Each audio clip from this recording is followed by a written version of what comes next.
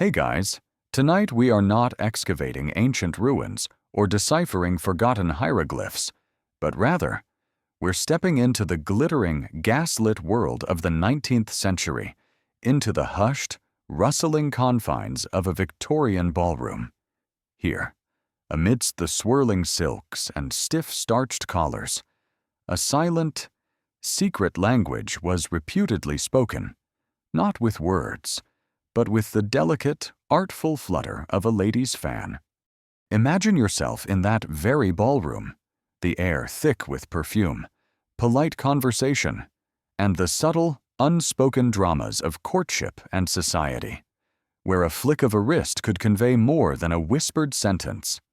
Honestly, if you were suddenly thrust into such a highly codified, emotionally constrained environment without your smartphone to discreetly Google Victorian etiquette for awkward silences, you probably wouldn't survive your first formal ball without accidentally proposing marriage to 3 different people, or mortally offending a duchess simply by looking at her a bit too directly.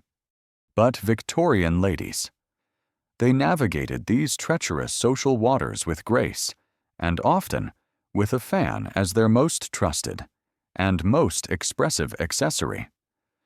So, before you get comfortable, take a moment to like the video and subscribe, but only if you genuinely enjoy what I do here.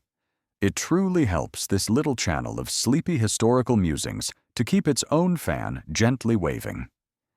And while you're at it, please do type your current location and local time in the comments below. It's always a quiet delight to see where in the world our little historical society is gathering from tonight.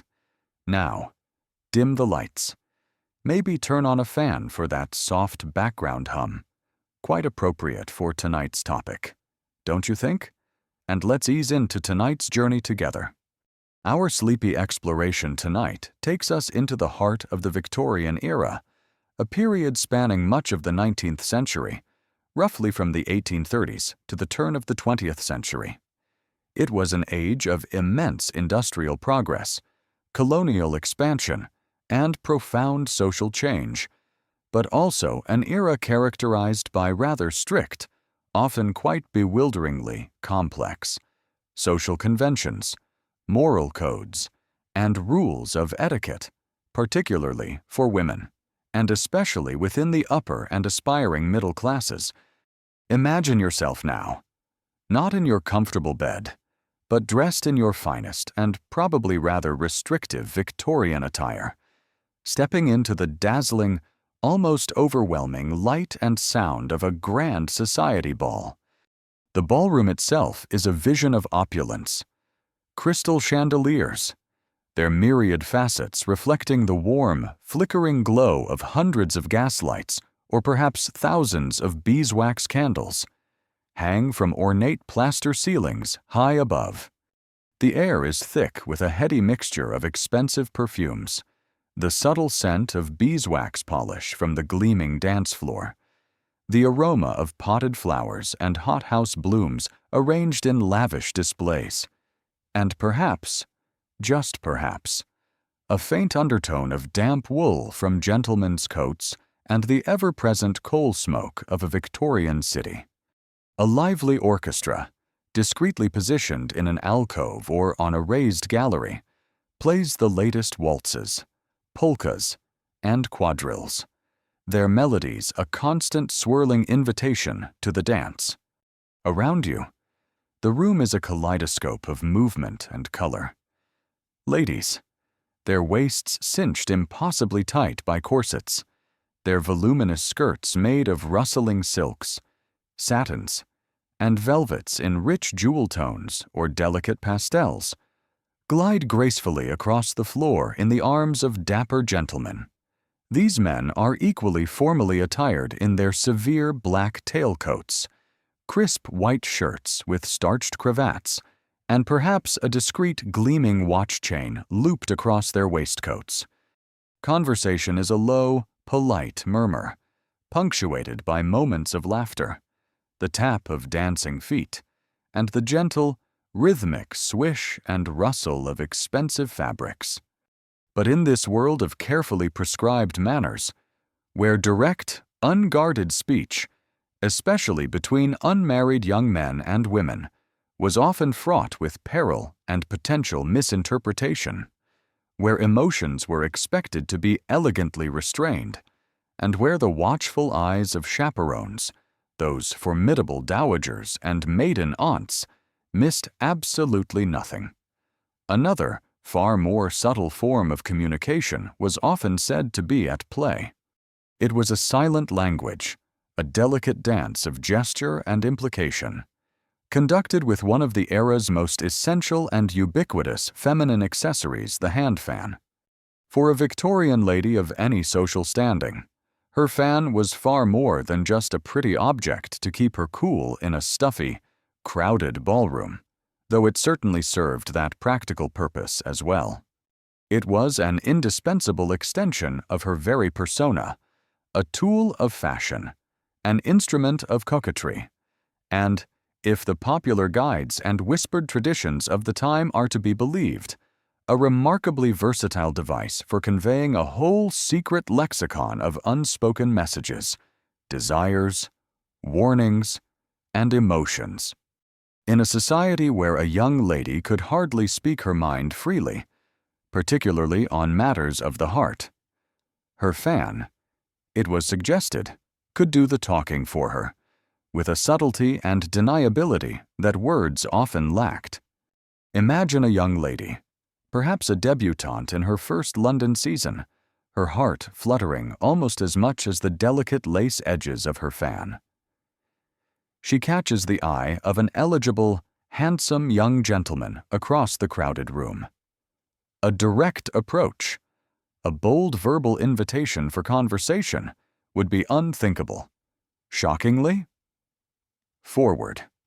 But a series of carefully executed, almost imperceptible movements with her fan, perhaps resting it gently against her right cheek to indicate yes, or drawing it slowly across her forehead to say, "We are watched," could, in theory, initiate a silent, thrilling dialogue, a secret understanding blooming amidst the public throng.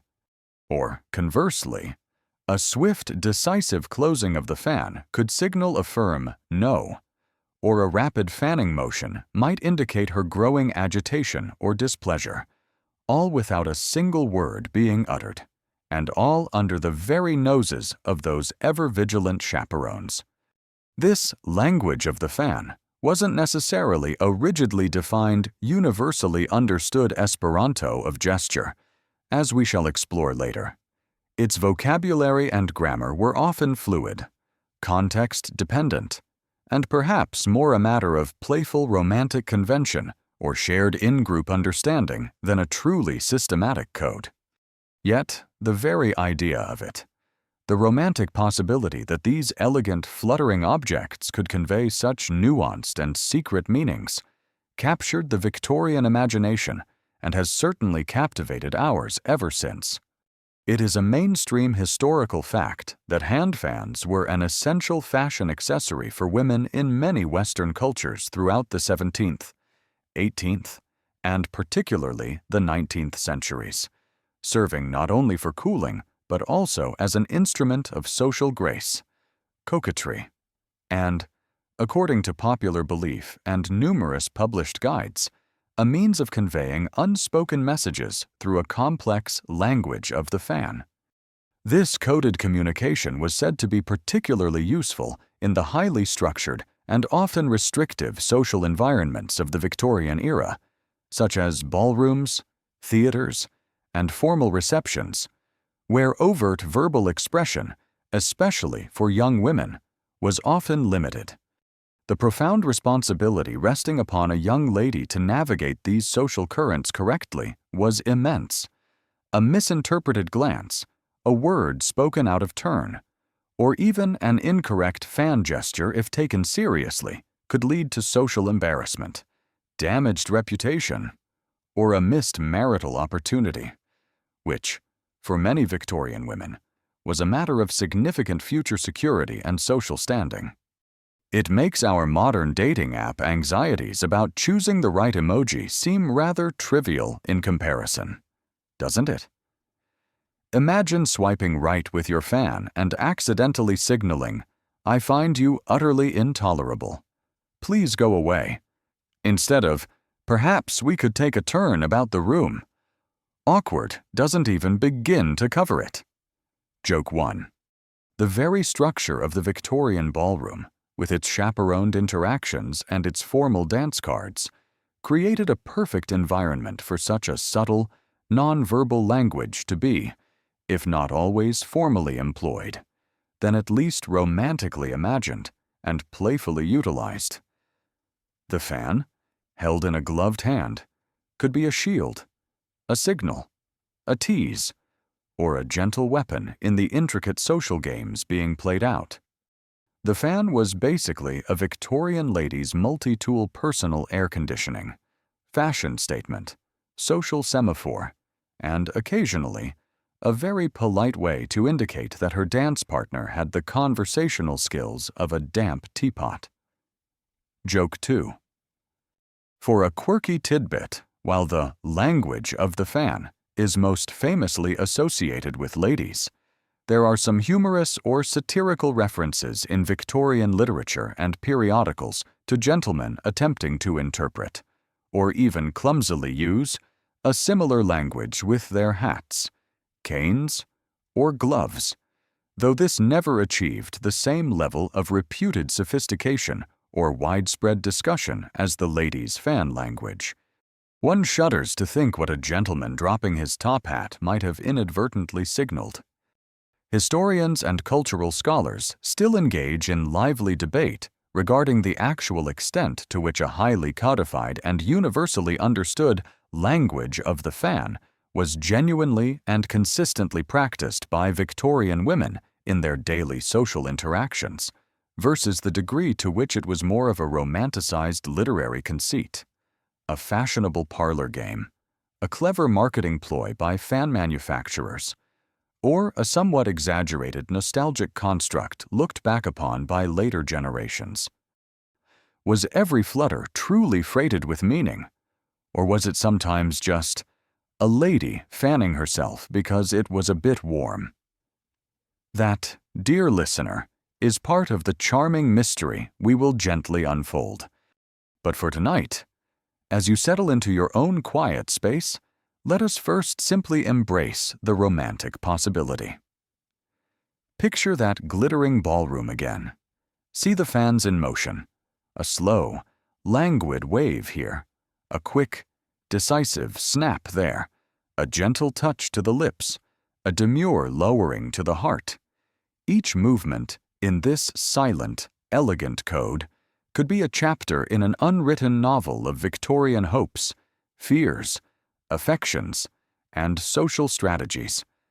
It was like live action, analog texting, but with way more feathers and ivory, and a much higher risk of your message being intercepted by your eagle-eyed Aunt Agatha, who probably knew the fan code better than you did and was judging your every flutter.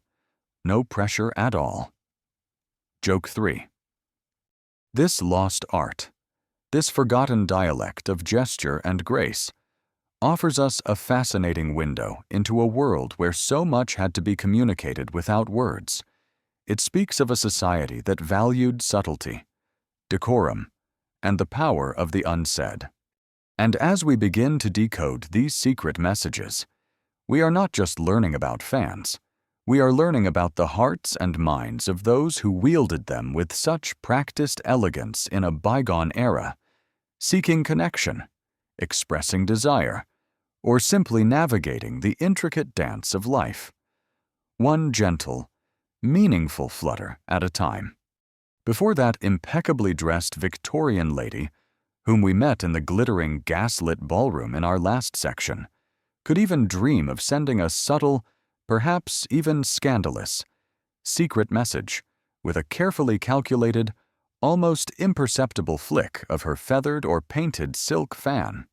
The fan itself, that elegant, seemingly indispensable, and wonderfully versatile accessory, had already undertaken a remarkably long, quite fascinating, and rather glamorous journey through many centuries of human history.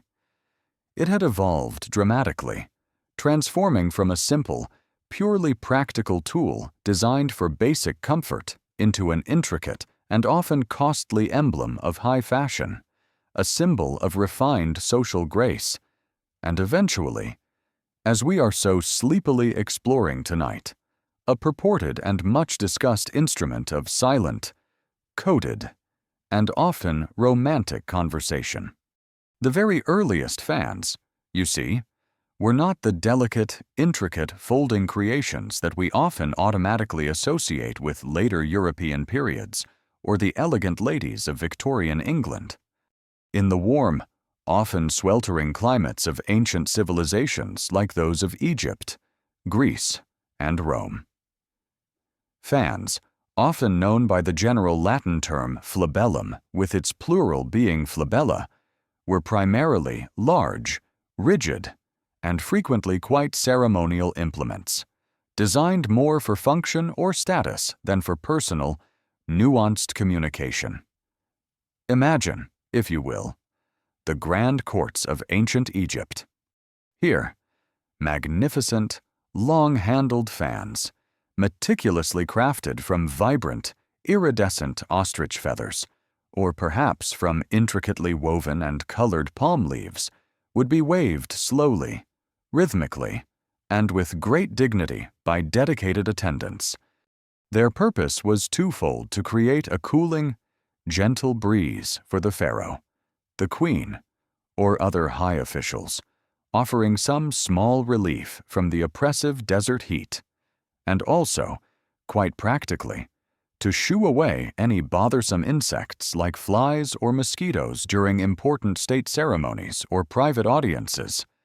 We see these impressive, stately fans frequently depicted in ancient Egyptian tomb paintings and intricate temple reliefs, where they often serve as clear symbols of royal status, divine protection, and luxurious comfort. Similarly, in ancient Greece and later in Rome, ladies of rank, and sometimes even gentlemen, might use smaller, but still generally fixed non-folding, hand-held fans. These could be fashioned from beautiful peacock feathers with their shimmering eyes, or from thin, shaped wooden panels, or perhaps from fine, stretched linen or silk. These classical fans were often used more for making a graceful, deliberate gesture, for adding a touch of elegance to one's deportment, or perhaps for subtly shielding one's face from the sun or the curious gaze of onlookers, rather than for vigorous, active cooling or, heaven forbid, for sending complex, flirtatious messages across a crowded amphitheater. There were certainly no delicate, rapid-fire wrist flicks intended to convey secret assignations here. This early form of fan usage was much more akin to having a very stylish, if somewhat cumbersome, dedicated, human-powered air conditioning unit diligently following you around the palace, the temple, or the forum. A definite luxury, certainly, and a clear marker of social standing, but not exactly conducive to passing discreet, coded notes about the handsome young centurion you just spotted across the way, or the tediousness of the current senator's lengthy oration. The true game-changer in the long and varied history of the fan, the crucial, transformative innovation that allowed it to evolve from a somewhat unwieldy, often ceremonial implement into a truly personal, easily outportable, and highly adaptable accessory perfectly suited for nuanced social interaction and, eventually, for alleged coded communication, was the invention of the folding fan. And for this brilliant, elegant development, we must turn our sleepy gaze far eastward to the sophisticated ancient cultures of either China or Japan. Pinpointing the exact definitive country of origin for the very first folding fan is a bit like trying to catch a particularly elusive, beautifully patterned butterfly with a very small, rather wholly net. It's a pursuit filled with scholarly debate and some tantalizing, if not always entirely conclusive, evidence. However, most reputable historians and experts on material culture agree that the folding fan, with its characteristic pleated leaf and its set of radiating pivoted sticks or guards, first appeared in one of these two great East Asian nations. Some evidence suggests Japan as a possible birthplace, perhaps as early as the 6th to 9th centuries CE, where it was known as an oji, and, according to some charming legends, its design was inspired by the natural folding mechanism of a bat's wing. Other scholars point to China, perhaps around the 7th to 10th centuries CE, where folding fans known as shan also have a long and distinguished history. These early East Asian folding fans were often crafted from practical, readily available materials such as durable paper or thin, smooth slivers of bamboo or fine wood for the sticks and guards, and later, increasingly, from luxurious, translucent silk for the leaves. But even in these early forms, they were frequently objects of considerable artistry and profound cultural significance. Their leaves were often beautifully and meticulously painted by skilled artists with delicate, evocative landscapes, scenes from well-known poetry or famous legends, images of auspicious birds and flowers, or elegant, flowing calligraphy. In East Asia, the fan was far more than just a simple cooling device. It was very much an art object in its own right, a scholarly attribute often associated with poets and philosophers, a symbol of social standing, and sometimes even a symbolic weapon or a crucial signaling device used in traditional dance, theater performances, and even in military contexts, long before it took on its specific, romantic, and sometimes rather fanciful language in the drawing rooms and ballrooms of Europe.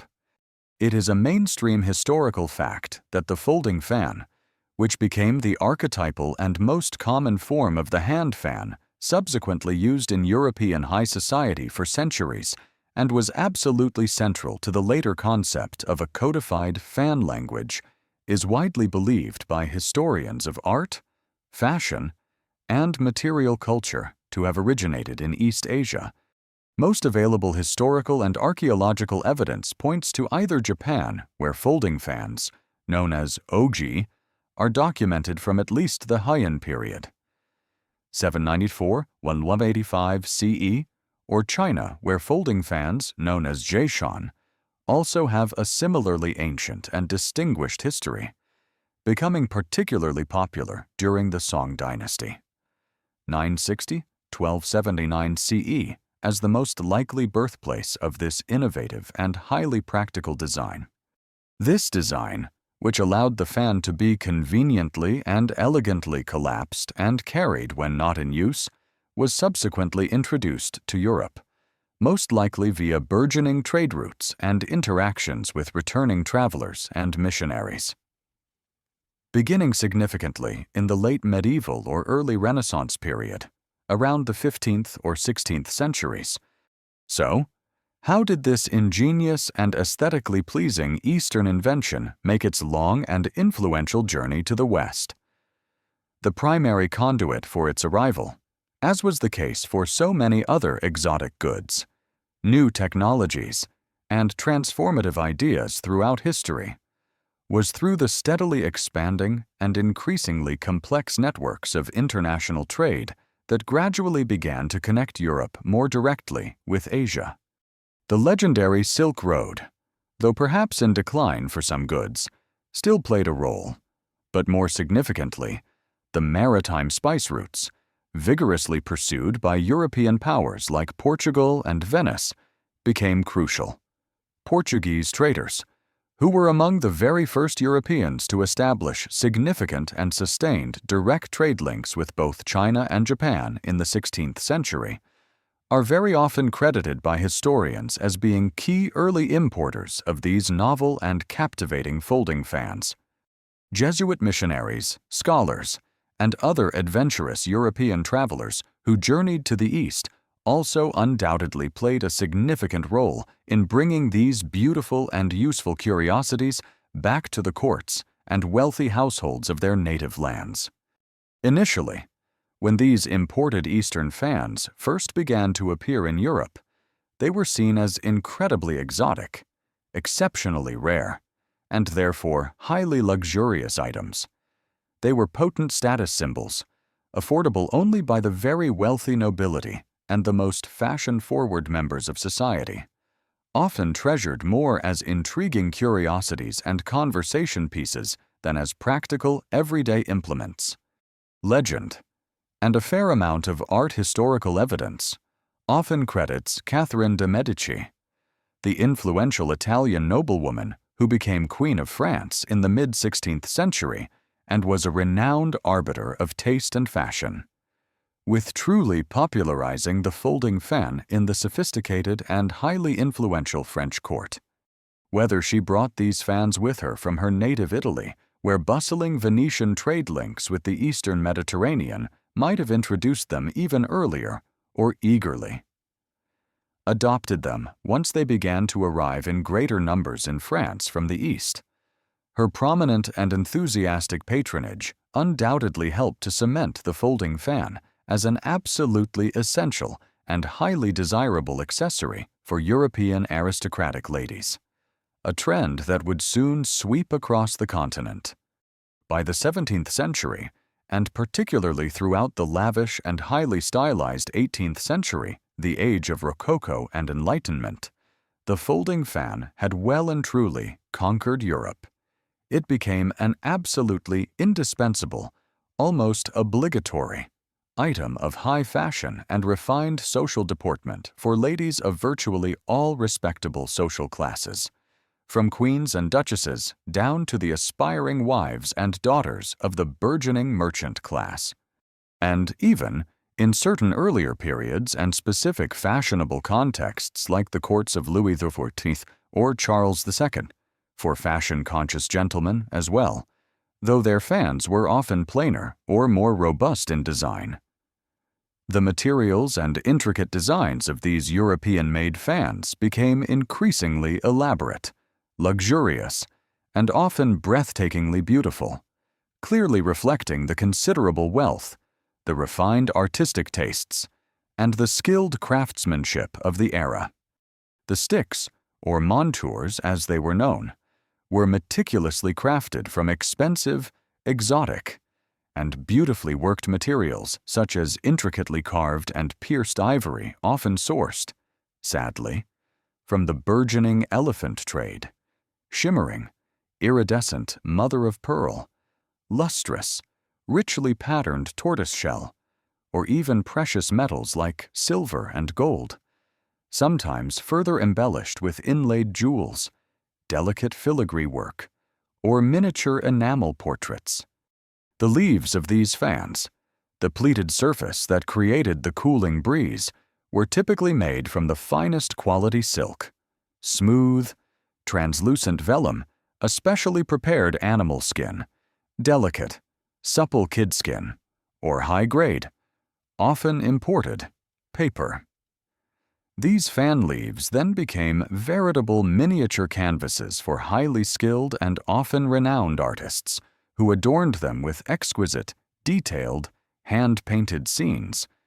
Popular themes for these miniature masterpieces included dramatic mythological episodes from Greek and Roman antiquity, idyllic, romanticized pastoral landscapes featuring elegantly attired shepherds and shepherdesses engaged in gentle courtship, elaborate chinoiserie designs reflecting Europe's ongoing fascination with the perceived exoticism and refined aesthetics of the East, depictions of important contemporary historical events or famous battles, complex allegorical figures representing virtues or emotions, or even tiny, incredibly detailed miniature portraits of loved ones or famous personalities.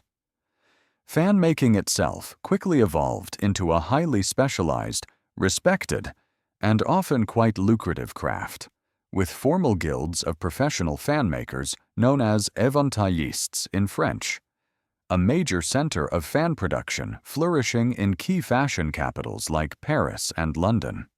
These guilds produced an absolutely astonishing variety and number of fans, designed to suit every conceivable social occasion, every level of wealth, and every nuanced expression of personal taste.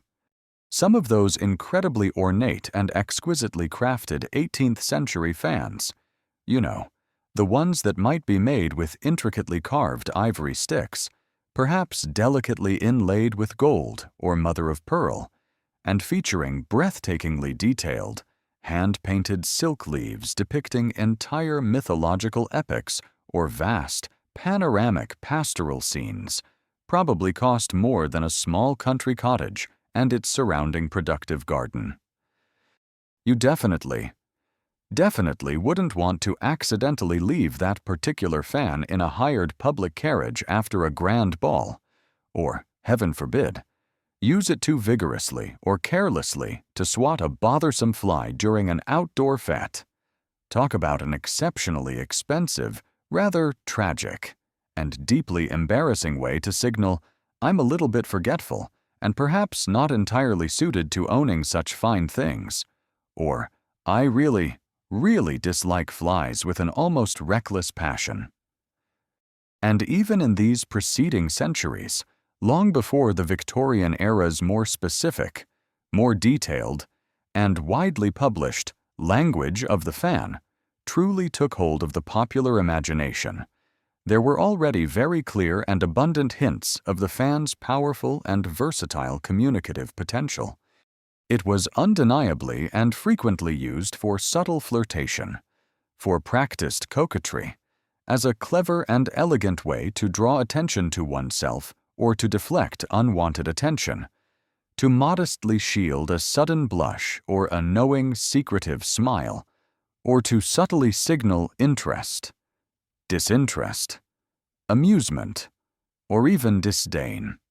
The very way a lady held her fan, the speed, rhythm, and grace of its flutter, the demure and tantalizing peak over its delicately painted top edge, all these were already part of a nuanced, unspoken, and highly performative repertoire of femininity, social signaling, and interpersonal engagement.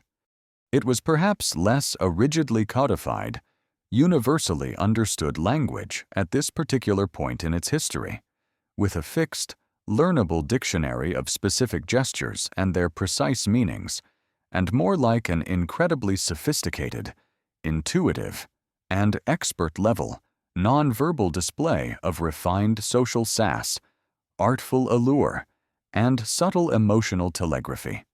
A well-timed, deliberate, and perhaps slightly audible snap of a fan being closed, for instance, could often convey a sense of sharp finality, polite dismissal, or even mild irritation far more elegantly, effectively, and devastatingly than any hastily or awkwardly spoken words ever could.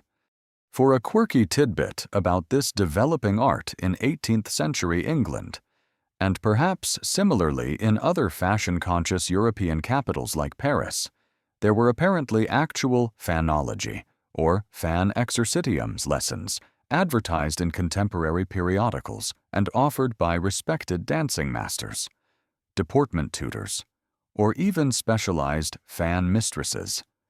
Ladies of fashion, particularly young debutantes preparing for their entry into society, could be formally and meticulously taught the graceful, modish, and socially correct deportment of the fan, precisely how to open and close it with silent elegance, how to hold it correctly for different social situations, a ball, the theater, a church service, how to execute various fashionable and expressive flutters, waves, and gestures. This strongly suggests that the skillful and artful manipulation of the fan was already considered a very important and highly valued social art form, an essential component of a lady's refined accomplishments, requiring specific instruction, dedicated practice, and keen observation. Long before the more specific, and often rather fanciful, language codes were widely published and enthusiastically popularized in the subsequent Victorian era, it wasn't just about casually cooling yourself on a warm evening. It was about gracefully, expertly, and expressively performing your social role with every carefully considered movement. Now, the precise country of origin for the very first true folding fan, whether it was definitively developed first in China, perhaps based on earlier existing concepts of folding screen fans or concertina-like paper structures, or whether it originated in Japan, possibly inspired, as some romantic legends suggest, by the natural folding and unfolding mechanism of a bat's delicate wing, an image called komori, and furthermore, the exact, detailed mechanisms, specific trade routes, and precise timeline of its earliest, often unrecorded, transmission from East Asia and its subsequent initial tentative adoption and creative adaptation in the West during the late medieval and early Renaissance periods are still subjects of some ongoing, lively scholarly discussion and meticulous, often challenging, research. Different theories are frequently proposed by historians of art and material culture, based on their careful interpretations of often fragmentary surviving early artifacts. The first appearance of recognizable folding fans in dated artistic depictions from various cultures, and the sometimes ambiguous, fleeting, or conflicting textual references found in early travelogues, court records, and personal correspondence. The fan's exact original birthplace certificate, it seems, is still just a little bit smudged and beautifully weathered by the long, gentle passage of historical time. So, by the time the young Queen Victoria ascended to the British throne in the year 1837, thereby officially ushering in the long and incredibly influential historical period that would ultimately bear her name, the hand fan, in its elegant folding form, was already a deeply entrenched, highly valued, incredibly versatile, and almost universally carried accessory within European high society, and increasingly among the aspiring middle classes as well. It was beautiful. It was personal. It was an extension of a lady's attire and her personality, and it was almost always present in her gloved hand at any significant social event. From a grand royal court reception or an opulent society ball to an intimate afternoon tea party or a fashionable public promenade in the park. It was, therefore, perfectly poised, both literally and metaphorically, to take on an even more explicitly structured, or at least an allegedly more structured and widely understood, role in the subtle, often silent, and always utterly fascinating unspoken communications of Victorian social life. The rich, fertile groundwork for its purported secret language had been well and truly laid over many centuries of elegant evolution, practical use, and increasingly nuanced social performance.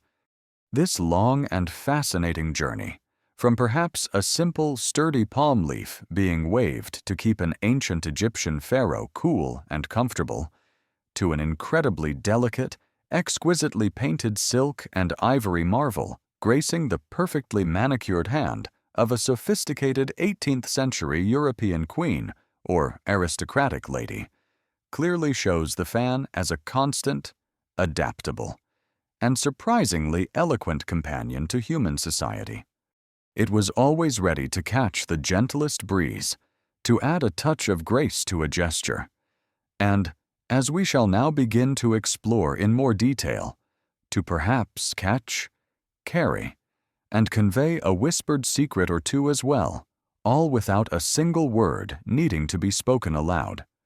So, the elegant, versatile, and often exquisitely crafted folding fan, having made its grand and captivating entrance from the distant, mysterious East and gracefully fluttered its way over several preceding centuries into the very heart of European fashion, refined social ritual, and even significant artistic expression, arrives in the Victorian era, that long, complex, and often rather famously buttoned-up period of the 19th century, as an already well-established, deeply beloved, and almost universally indispensable feminine accessory.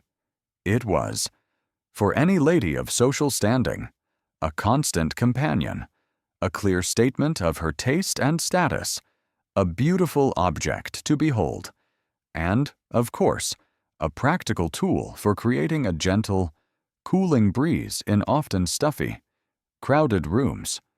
But it was specifically during this particular historical period, the Victorian age, with its unique and often quite stifling blend of outward, almost performative public propriety and its frequently intensely suppressed or highly regulated private emotions, that the charming, if perhaps somewhat fanciful, and often rather delightfully exaggerated notion of a truly codified, learnable, and widely understood language of the fan really began to take firm, popular, and widespread hold in the collective imagination of society. To truly understand why this intriguing idea of a secret, gestural fan language blossomed so vividly and so pervasively in the Victorian mind, we need to gently immerse ourselves, just for a few sleepy moments, in the prevailing social climate of that time. Think of those grand, glittering, formal balls we imagined earlier, or those meticulously chaperoned afternoon teas in elegant drawing rooms, or those highly structured, multi-course dinner parties where conversation was often as carefully arranged as the elaborate floral centerpieces. These were all arenas of intricate, often quite perilous, social maneuvering, especially for young, unmarried men and women who were navigating the treacherous, shark-infested waters of courtship and the all-important marriage market.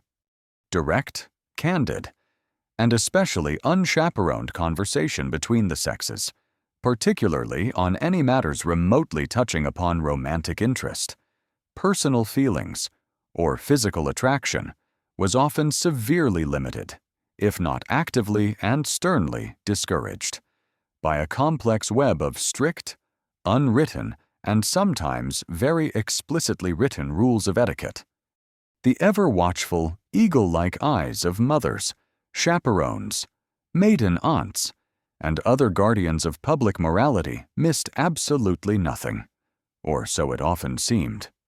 In such a constrained environment, expressing genuine interest in a potential suitor, conveying a subtle but firm rejection of an unwelcome advance, or even just engaging in a bit of playful, harmless, and socially acceptable flirtation often required a remarkable, almost acrobatic, degree of subtlety, practiced ingenuity, and sophisticated nonverbal communication. In a world where an improperly worded compliment, an overeager or too direct glance, or a dance accepted too readily or refused too bluntly could potentially lead to severe social embarrassment, widespread unwelcome gossip, a permanently damaged reputation, or at the very least, a very stern, exceptionally lengthy, and deeply uncomfortable private lecture from one's formidable Aunt Matilda on the vital importance of maintaining perfect maidenly reserve and impeccable public decorum at all times. The very idea of a silent, easily deniable, and elegantly ambiguous language, a language spoken with a graceful, fluttering fan, was an incredibly attractive, almost irresistible, and wonderfully liberating prospect indeed. It was precisely into this social environment of carefully constrained expression and heightened interpersonal sensitivity that the concept of a formalized, learnable language of the fan began to be actively promoted and widely disseminated, primarily through the rapidly expanding and increasingly influential print culture of the era, beginning perhaps tentatively and anecdotally in the late 18th century, but truly flourishing and reaching its peak of popular discussion throughout the 19th century. Various forms of printed guides, charming little pocket-sized pamphlets, instructional articles in popular ladies' magazines of the day, such as the immensely influential Godey's Ladies' Book in America, or similar widely read and highly respected publications in Britain, France, and other European countries, and dedicated sections within comprehensive etiquette manuals all started to appear with increasing frequency. These diverse publications all purported to codify, explain, and teach this supposedly secret, sophisticated fan lexicon. They often provided impressively detailed, sometimes amusingly specific, lists of particular fan gestures and their corresponding romantic, social, or general conversational meanings, much like a phrasebook for a foreign, unspoken tongue. It is a mainstream historical fact that during the 18th century, and especially with much greater proliferation throughout the 19th century, a significant and notable number of printed guides, instructional pamphlets, and informative articles appeared in various publications across both Europe and North America. These widely circulated texts purported to systematically codify and thereby popularize a so-called language of the fan. This language assigned specific, often quite romantic or subtly conversational, meanings to a wide array of distinct ways of holding, moving, displaying, or gesturing with a lady's hand fan. It is also well documented that prominent and highly fashionable fan makers of the period, such as the esteemed and internationally renowned House of du Villeroy, which was founded in Paris in 1827 and later opened a successful London branch, often played a very key and proactive role in this popularization. They frequently commissioned, printed, and included such charmingly illustrated instructional leaflets or delicately engraved cards detailing the language with their high quality, luxurious, and often very expensive fan products. This was, of course, not only a delightful service to their discerning clientele, but also a rather brilliant and highly effective marketing strategy, cleverly promoting both their exquisite wares and the alluring, romantic mystique that increasingly surrounded the artful use of the fan itself. Indeed, some of the most prominent and successful fan makers of the era were instrumental in actively promoting and shaping this intriguing idea of a silent, gestural language. The renowned Parisian fan maker Jean-Pierre du Villeroy, whose exquisite creations were sought after by royalty and aristocracy across Europe, is a name often cited in this context. The House of du Villeroy was justly famous for its incredibly beautiful, high-quality, and often artistically significant fans. As mentioned, they are known to have produced and distributed charming little leaflets or beautifully printed, almost collectible, cards that elegantly outlined various fan signals and their supposed meanings, often included as a delightful bonus within the fan's luxurious presentation box. This was, undeniably, a rather brilliant and far-sighted marketing strategy. Not only were they skillfully selling a beautiful, functional, and highly fashionable accessory, but they were also, perhaps even more enticingly, selling the alluring and romantic promise of a secret, sophisticated, and elegantly deniable means of communication. They were offering a playful, powerful tool for navigating the often complex and treacherous currents of high society, social interaction, and courtship. The romantic lore that has grown up around the House of du Villeroy even includes a charming, if perhaps entirely apocryphal and unverifiable, story. It tells of Jean-Pierre Duvilleroy himself, or perhaps one of his skilled designers, creating a specific, unique fan with a carefully hidden, almost invisible message incorporated into its intricate design. Or perhaps a fan whose painted scene contained a particular, secret symbolic meaning, intended for a specific royal personage or a high-ranking noble lady, thus further cementing the intimate and intriguing association between fans and discreet, deeply meaningful, and potentially clandestine communication.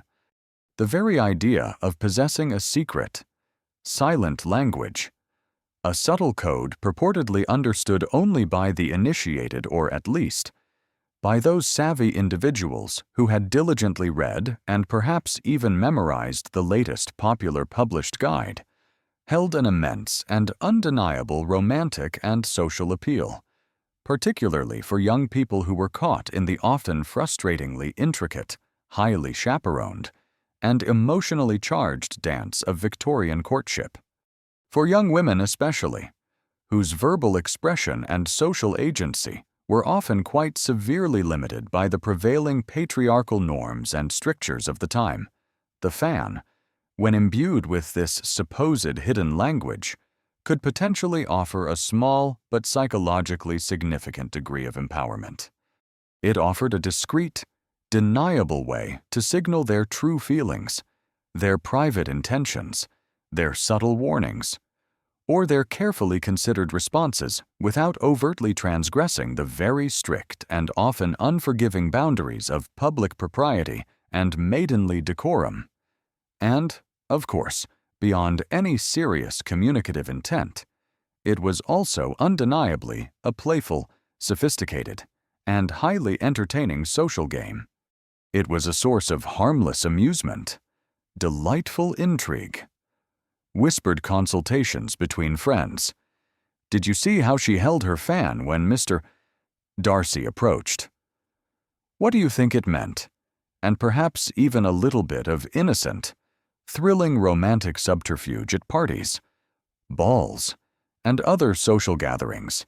It was, if you will, like an incredibly elaborate, real-life, and wonderfully tactile emoji system.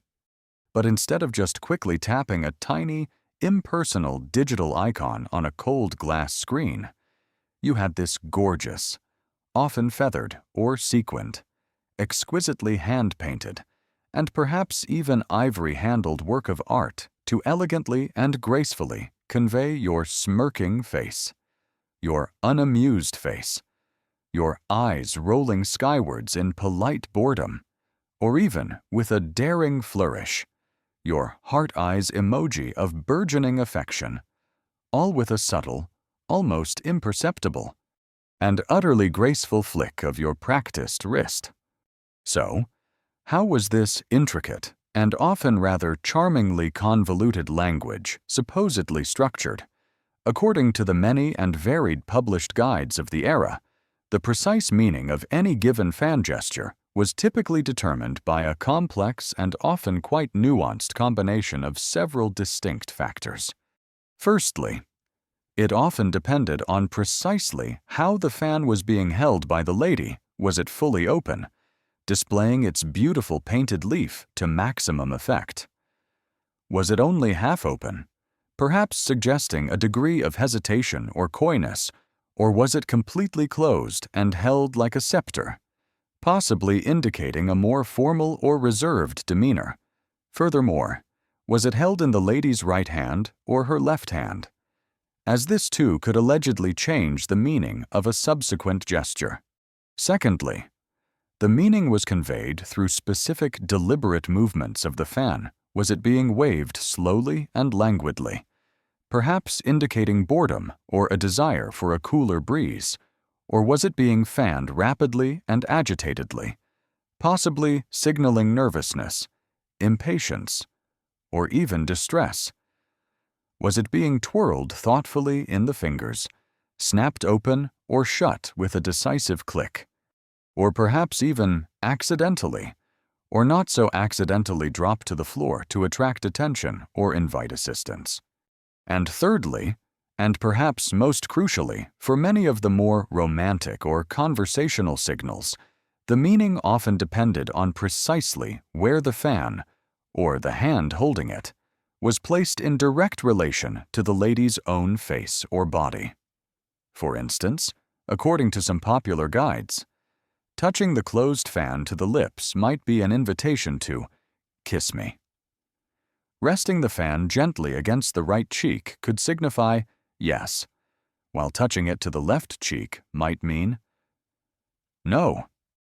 Drawing the closed fan slowly across the forehead could be a subtle warning to an admirer that we are being watched, perhaps by my mother or my ever-vigilant chaperone. Resting the open fan over the heart could be a heartfelt declaration of I love you, or you have won my heart. Carrying the open fan in the right hand and pointing it outwards might be interpreted as you are too willing, sir, while carrying it open in the left hand could allegedly signal I am desirous of your acquaintance. The possibilities, as outlined in these guides, were seemingly endless and often delightfully specific. For a quirky tidbit about the sheer ambition of these codes, some of these published Victorian fan language guides became incredibly elaborate, quite astonishingly detailed, and perhaps even slightly overwhelming in their scope. They often listed dozens, sometimes even well over 100, different specific, distinct signals and their corresponding, often quite precise, assigned meanings. These increasingly complex codes bravely attempted to cover a remarkably wide and often amusingly specific range of possible human emotions, romantic intentions, and detailed conversational gambits. These ranged from very simple and direct affirmations or negations like yes and no, or I like you, and I do not like you, to far more complex, nuanced, and sometimes rather dramatically charged sentiments such as, I wish to get rid of you immediately. Sir, your presence is tiresome. Marcus, your attentions are not entirely unwelcome, but please be aware that my ever-vigilant mother is currently watching our every move like a particularly judgmental hawk. I am already engaged to another. I am, alas, married, and therefore unavailable. You may follow me when I leave the room, or even the rather pointed. I am feeling quite cross with you, sir, and your impertinent remarks. The sheer, daunting complexity and the sheer number of these often subtly different signals makes one seriously wonder about the formidable powers of memorization, the unwavering concentration, and the flawless gestural execution that would have been required of any Victorian lady attempting to master, or even just competently and accurately utilize, such an extensive and potentially confusing silent vocabulary, especially when under the intense pressure of a crowded public ballroom and the potentially critical, expectant gaze of a handsome or perhaps not so handsome potential suitor. Imagine Victorian young ladies, perhaps gathered surreptitiously in a private school dormitory or a quiet corner of a drawing room with their closest friends, giggling nervously as they tried to memorize the latest, most fashionable published fan code from a popular ladies' magazine. Oh dear, Matilda, one might whisper to another. Was twirling the fan rapidly in the left hand while looking directly at him supposed to mean, I find you fascinating and wish to dance? Or was it actually the signal for, my formidable chaperone has unfortunately just fallen asleep into the communal punch bowl. Quick, somebody fetch the smelling salts before she causes a dreadful diplomatic incident. There must have been so much potential for hilarious, if sometimes mortifying, miscommunication with such an intricate system. Interestingly, similar languages of the fan, or at least widely published guides detailing them with varying degrees of complexity, appeared not just in Victorian England, but also with considerable popularity in France, where fan usage was perhaps at its most artistically refined.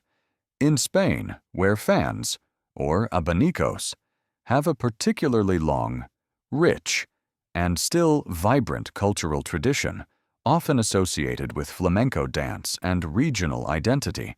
In Germany, and also across the Atlantic in America during the 19th century. While many of the core, most basic gestures like those for yes or no might have had some degree of overlap or similarity, likely due to publishers and fan manufacturers freely borrowing popular ideas from each other, or due to a shared, underlying romantic ideal of silent communication. There were also undoubtedly significant regional variations, different local interpretations of specific movements, or even entirely distinct, homegrown local codes. The charming notion of a single, universally understood, international fan language that every Victorian lady instantly and fluently knew, regardless of her nationality or social circle, is almost certainly a romantic and somewhat misleading exaggeration. The language was likely far more fluid, more localized, more context-dependent, and often more reliant on a shared, perhaps even explicitly agreed upon, understanding within specific social groups, intimate circles of friends, or even, most romantically, between just two individuals who had cleverly devised their own private, secret set of fan signals. Now, the actual extent to which these widely published and often quite charmingly detailed fan languages were truly universally adopted as a standardized system, consistently understood with precise, shared meanings across different social groups or geographical regions, and seriously, reliably utilized in everyday Victorian social interactions as an effective and trustworthy form of complex, nuanced communication, versus the intriguing and quite significant degree to which this entire concept was perhaps more of a fashionable and highly entertaining romantic literary trope, a sophisticated and amusing parlor game played for flirtatious fun. A clever and undeniably successful marketing strategy shrewdly employed by fan manufacturers and eager magazine publishers, or even a somewhat exaggerated and idealized nostalgic construct looked back upon with wistful fondness by later generations yearning for a perceived bygone era of greater subtlety, romance, and grace, is a subject that continues to be actively and vigorously debated, meticulously researched, and thoughtfully nuanced by dedicated modern historians of material culture, social etiquette, gender studies, and Victorian popular culture. Just how much actual, verifiable talking did those elegant Victorian fans really do, beyond their obvious cooling function and their undeniable aesthetic appeal that remains part of their enduring, delightful mystery? So, as the 19th century progressed steadily towards its close, the fan, already for centuries an indispensable object of personal beauty, practical utility, and established social status, became increasingly and captivatingly freighted with this alluring, if perhaps partly mythical and often playfully exaggerated, potential for engaging in secret, unspoken communication. The grand stage of Victorian society was well and truly set. The often rather amusingly convoluted rules of this silent game were allegedly, at least written down and widely circulated, and the numerous players, the hopeful young ladies and their observant suitors, were certainly ready, fan in elegantly gloved hand, to engage with gusto in the silent, graceful, and often deeply strategic social game of Victorian courtship and public intercourse, one delicate, potentially meaningful, or perhaps just refreshingly cooling and entirely unintentional flutter at a time. The printing presses of the Victorian era, as we've now comfortably learned, were quite busy churning out these intriguing, often beautifully illustrated guides and charming little leaflets, all of them promising, with varying degrees of authority and perhaps a twinkle in their publisher's eye, to unlock the subtle secret and silent dialogues of the elegant Victorian lady's hand fan. So, let's now gently, almost as if we were in that very same glittering ballroom ourselves, unfurl our own imaginary fans. Dear sleepy listener, let us try, with a spirit of gentle curiosity and a willingness to embrace the romantic possibilities, to decipher some of the most commonly cited grammatical rules, the fundamental gestures, and the basic, purported vocabulary of this fascinating, if perhaps not always entirely consistent or universally understood, lost art of flirtation, social semaphore, and unspoken feminine expression. Before we delve into the delightful specifics of these fan gestures, it's perhaps wise to offer a soft, gentle disclaimer, a little historical footnote for our sleepy consideration. The language of the fan that we are about to explore is primarily based on these published codes and popular guides, many of which, as we've noted, were produced by canny fan makers as a clever marketing tool, or appeared as entertaining, fashionable items in widely circulated ladies' magazines and comprehensive etiquette books of the 19th century. Their actual, real-world, universal application and consistent understanding across all social circles and geographical regions is, as historians often remind us, still a subject of considerable and rather interesting scholarly debate. But that very debate, that slight ambiguity, is, in itself, part of the fan language's enduring charm and its captivating historical mystery. Don't you think it allows us to imagine, to wonder, and perhaps even to playfully adopt a few gestures for our own amusement? Now, let's consider some of the fundamentals, the very basics of how a lady might supposedly begin her silent conversation. The way a fan was simply held, even before any dramatic flutters or flourishes, could allegedly convey a clear initial message. For instance, according to many popular guides, holding the fan in your right hand and placing it, or waving it gently, in front of your face was a rather direct, if still discreet, invitation. Follow me. A signal, perhaps, that you wished for a more private conversation, or that you were about to move to a less crowded part of the room, hoping to be joined by a particular gentleman. Conversely, if you were to hold the fan in your left hand and similarly place it before your face, this might signal a slightly different, perhaps more tentative, initial approach. I am desirous of your acquaintance.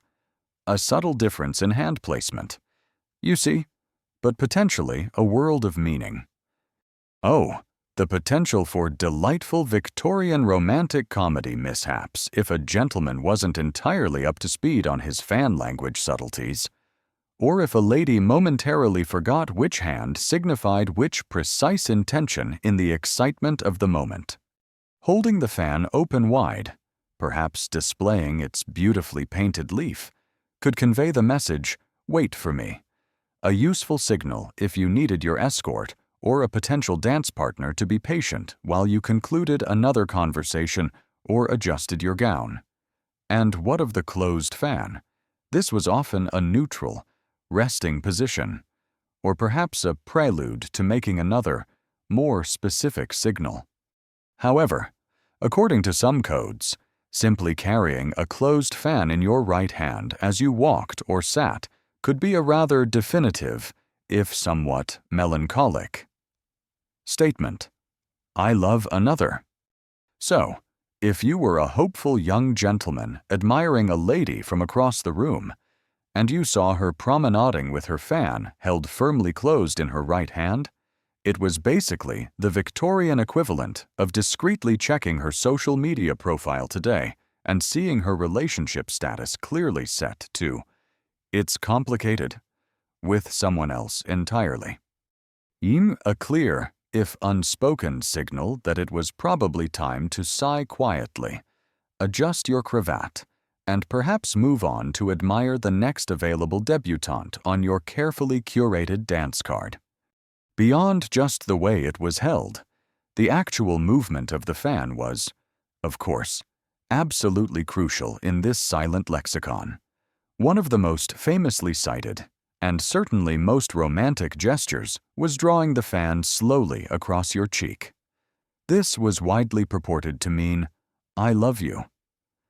Some guides even added further nuance. Drawing it across the right cheek could also signify yes in response to a silent question, while drawing it across the left cheek could mean no. A very useful, if somewhat public, way to convey profound affection or a clear decision. However, not all movements were so tender. Drawing the fan through your hand, perhaps with a slightly firmer, more deliberate motion, could convey a much more negative sentiment, such as, "I am displeased with you," or, in some of the more dramatically inclined guides, even the rather stark message, "I hate you." Quite a dramatic pronouncement for a seemingly innocent fan gesture. Twirling the fan could also carry specific meanings, though these often varied considerably between different published codes. For instance, twirling the fan in your right hand might, like carrying it closed, mean "I love another," while twirling it in your left hand could be a cautious warning, "We are being watched," or "Be careful, danger." Again, the potential for grave misinterpretation due to a simple slip of the hand or an outdated fan dictionary was ever present.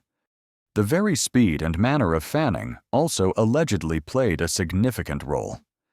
Fanning slowly and languidly often signified contentment, or, according to some interpretations, it could be a subtle signal that "I am married" or "I am engaged," thereby indicating unavailability in a polite, understated way. Fanning quickly and energetically, conversely, could also, somewhat confusingly, mean "I am engaged" in some codes, perhaps implying a more agitated or flustered state of engagement. Or, more logically, it might indicate "I am feeling impatient," "I am very interested in what you are saying," or even a playful "Come and talk to me." The delightful contradictions and overlaps in these published codes are, as we've said, part of their historical charm and the ongoing scholarly debate about their actual, practical usage. And then there was the classic, almost theatrical move of dropping the fan. This was a gesture rich with potential meaning and social possibility. According to some guides, a deliberately dropped fan could mean, "We will be friends." Perhaps a gentle, face-saving way to signal a lack of romantic interest while still offering platonic regard. More often, however, and certainly more excitingly for the romantic hopefuls in the room, dropping the fan was seen as a deliberate, if seemingly accidental, ploy. It was a charmingly indirect invitation for a nearby, observant, and hopefully eligible gentleman to retrieve it for the lady, thus providing him with a perfectly proper and socially acceptable opportunity to initiate a conversation with her under the entirely respectable guise of performing a polite and chivalrous service. The dropped fan, it was the ultimate Victorian icebreaker. Really, far more elegant. One imagines than accidentally spilling your weak, lukewarm lemon squash all over someone's shiny new dancing boots, though perhaps, in its own way, equally effective at starting a conversation, albeit one that might, in the latter case, begin with a rather flustered and profuse apology rather than a charming, fan-retrieval-inspired pleasantry. It is a mainstream historical fact that numerous Victorian-era publications, which included widely circulated etiquette books, popular ladies' magazines that often featured fashion and social advice sections, and even charming promotional materials or leaflets distributed by respected fan manufacturers like the House of Duvaleroy in Paris and London, did indeed list and describe specific, often quite intricate, gestures for a so-called language of the fan. Common examples that are frequently cited in these guides and in later historical discussions often included such purportedly recognizable gestures as those for signaling yes, which might involve touching the fan to the right cheek or a specific fanning motion. No, similarly, perhaps using the left cheek or a contrary motion. I love you, often described as drawing the open fan slowly and meaningfully across the cheek or resting it over the heart. Follow me, which might involve carrying the fan in the right hand cut before the face or making a specific beckoning gesture with it. And the ever-useful, we are being watched, perhaps conveyed by drawing the fan slowly across the forehead or eyes. The eloquence of touch, of bringing the fan into contact with different parts of the face or body, was another fundamental aspect of this supposed fan grammar. As we've seen, the cheek was a popular spot for yes, no, or I love you. Touching the closed fan to the lips was often interpreted as a very direct, at least for Victorian sensibilities, invitation, kiss me. In some versions, it was specifically the handle of the fan touched to the lips that carried this rather bold message. Gently touching the fan to the right eye might pose the hopeful question, when may I be allowed to see you again? Or simply, I desire to see you. Drawing the fan slowly across the forehead, as mentioned, was a common signal for we are being watched, or perhaps even they know our secret, a clear signal for caution and discretion. And resting the open fan gently over the heart was a fairly unambiguous declaration, you have my love, or perhaps, with a more melancholic air, I suffer from an unrequited love for you. Very dramatic indeed, for such a small, delicate object. Even the way the fan was presented or offered could carry meaning. For instance, presenting the closed fan to a gentleman, particularly if offered with the handle first, was sometimes interpreted as a direct, if unspoken, question, do you love me? His manner of accepting the fan, or perhaps of returning it, could then, in theory, form his silent, gestural reply in this delicate, unspoken negotiation of affections. For a quirky tidbit regarding the sheer detail involved some of these Victorian fan language guides, particularly the more ambitious or perhaps more fanciful ones, included an incredibly specific, sometimes amusingly arbitrary, and often rather overwhelming number of distinct signals. For instance, in one such published code, placing the fan carefully on the left ear was said to mean, I wish to get rid of you, a rather blunt if silent dismissal. In another, shutting a fully opened fan very, very slowly and deliberately could apparently indicate the incredibly serious sentiment, I promise to marry you.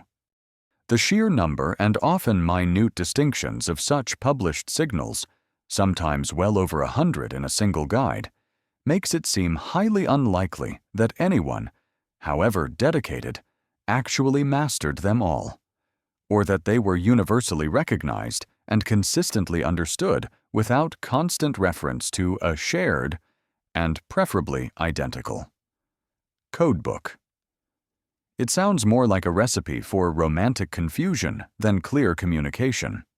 Now, the precise degree to which these many and varied published fan languages truly reflected actual, widespread, consistently understood, and seriously utilized gestural communication practices in everyday Victorian social interactions, particularly for conveying complex or nuanced messages beyond very simple, pre-agreed signals between close acquaintances, versus the intriguing extent to which they were perhaps more of a romanticized literary or social conceit, a fashionable and highly entertaining parlor game played for amusement and light flirtation, or even a clever, commercially driven fad.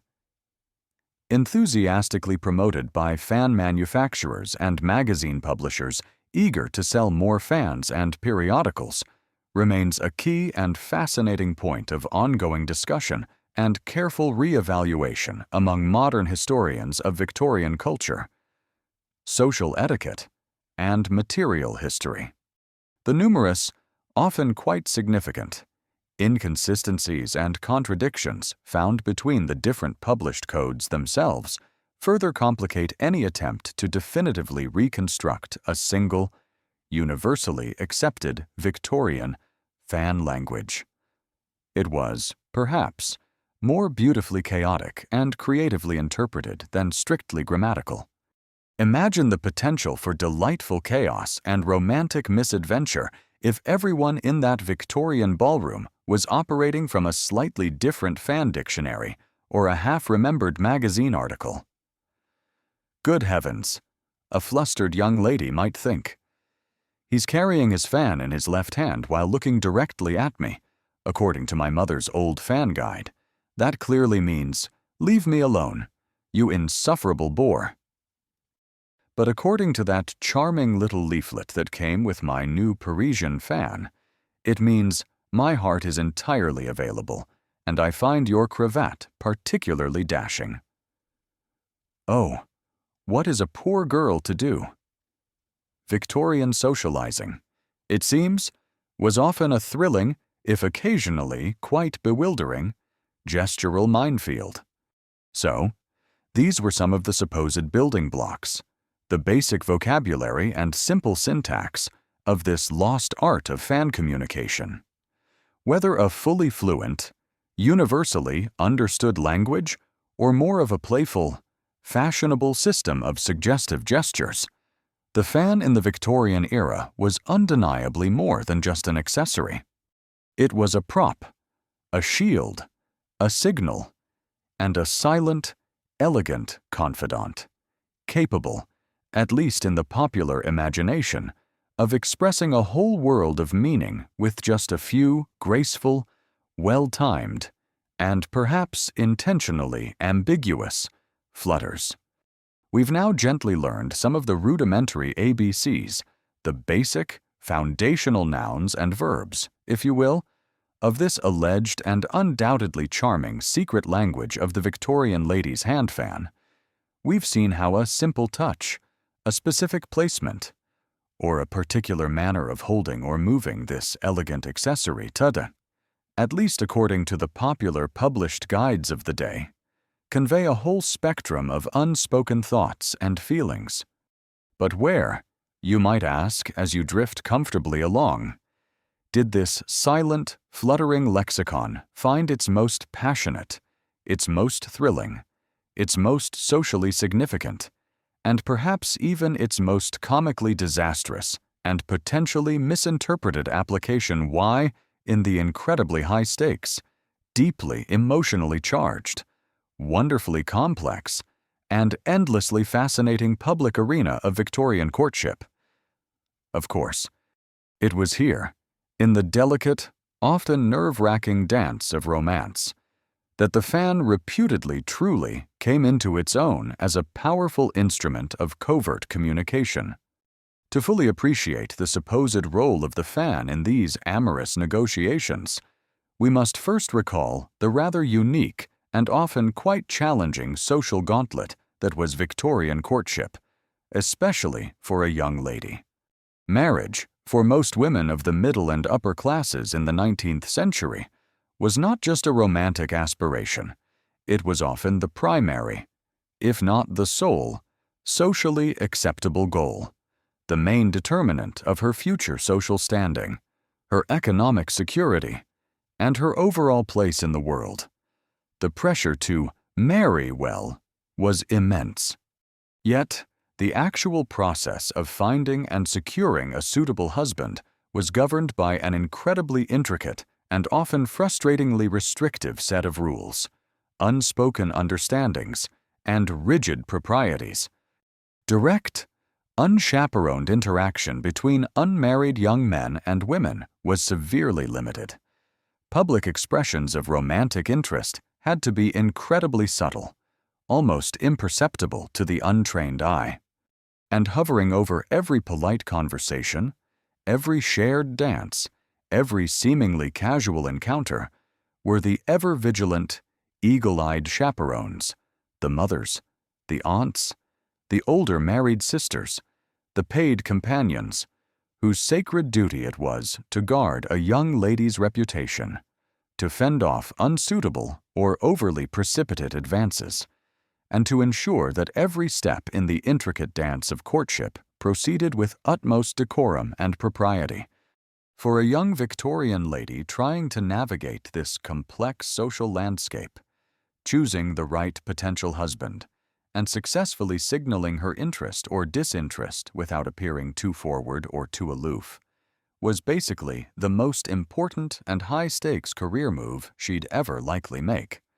And her fan, in this challenging endeavor, was often her most trusted, if perhaps sometimes rather temperamentally unreliable, personal assistant, her discreet HR department, her subtle signaling device, and occasionally, her desperately needed emergency eject button from an awkward or unwelcome social situation. So, how might a Victorian lady use her fan to initiate or respond to the delicate overtures of courtship? According to those popular guides, let's imagine our young lady, Miss Amelia, spots a rather handsome and eligible young gentleman, Mr. Brown, across the crowded ballroom. She wishes to indicate her interest, her willingness to perhaps be introduced or to accept a dance. She might, according to some codes, subtly use the gesture for, "I am desirous of your acquaintance," perhaps, as we've learned, by carrying her fan in her left hand and gently touching it to her face, or by making a specific, slow fanning motion while maintaining eye contact.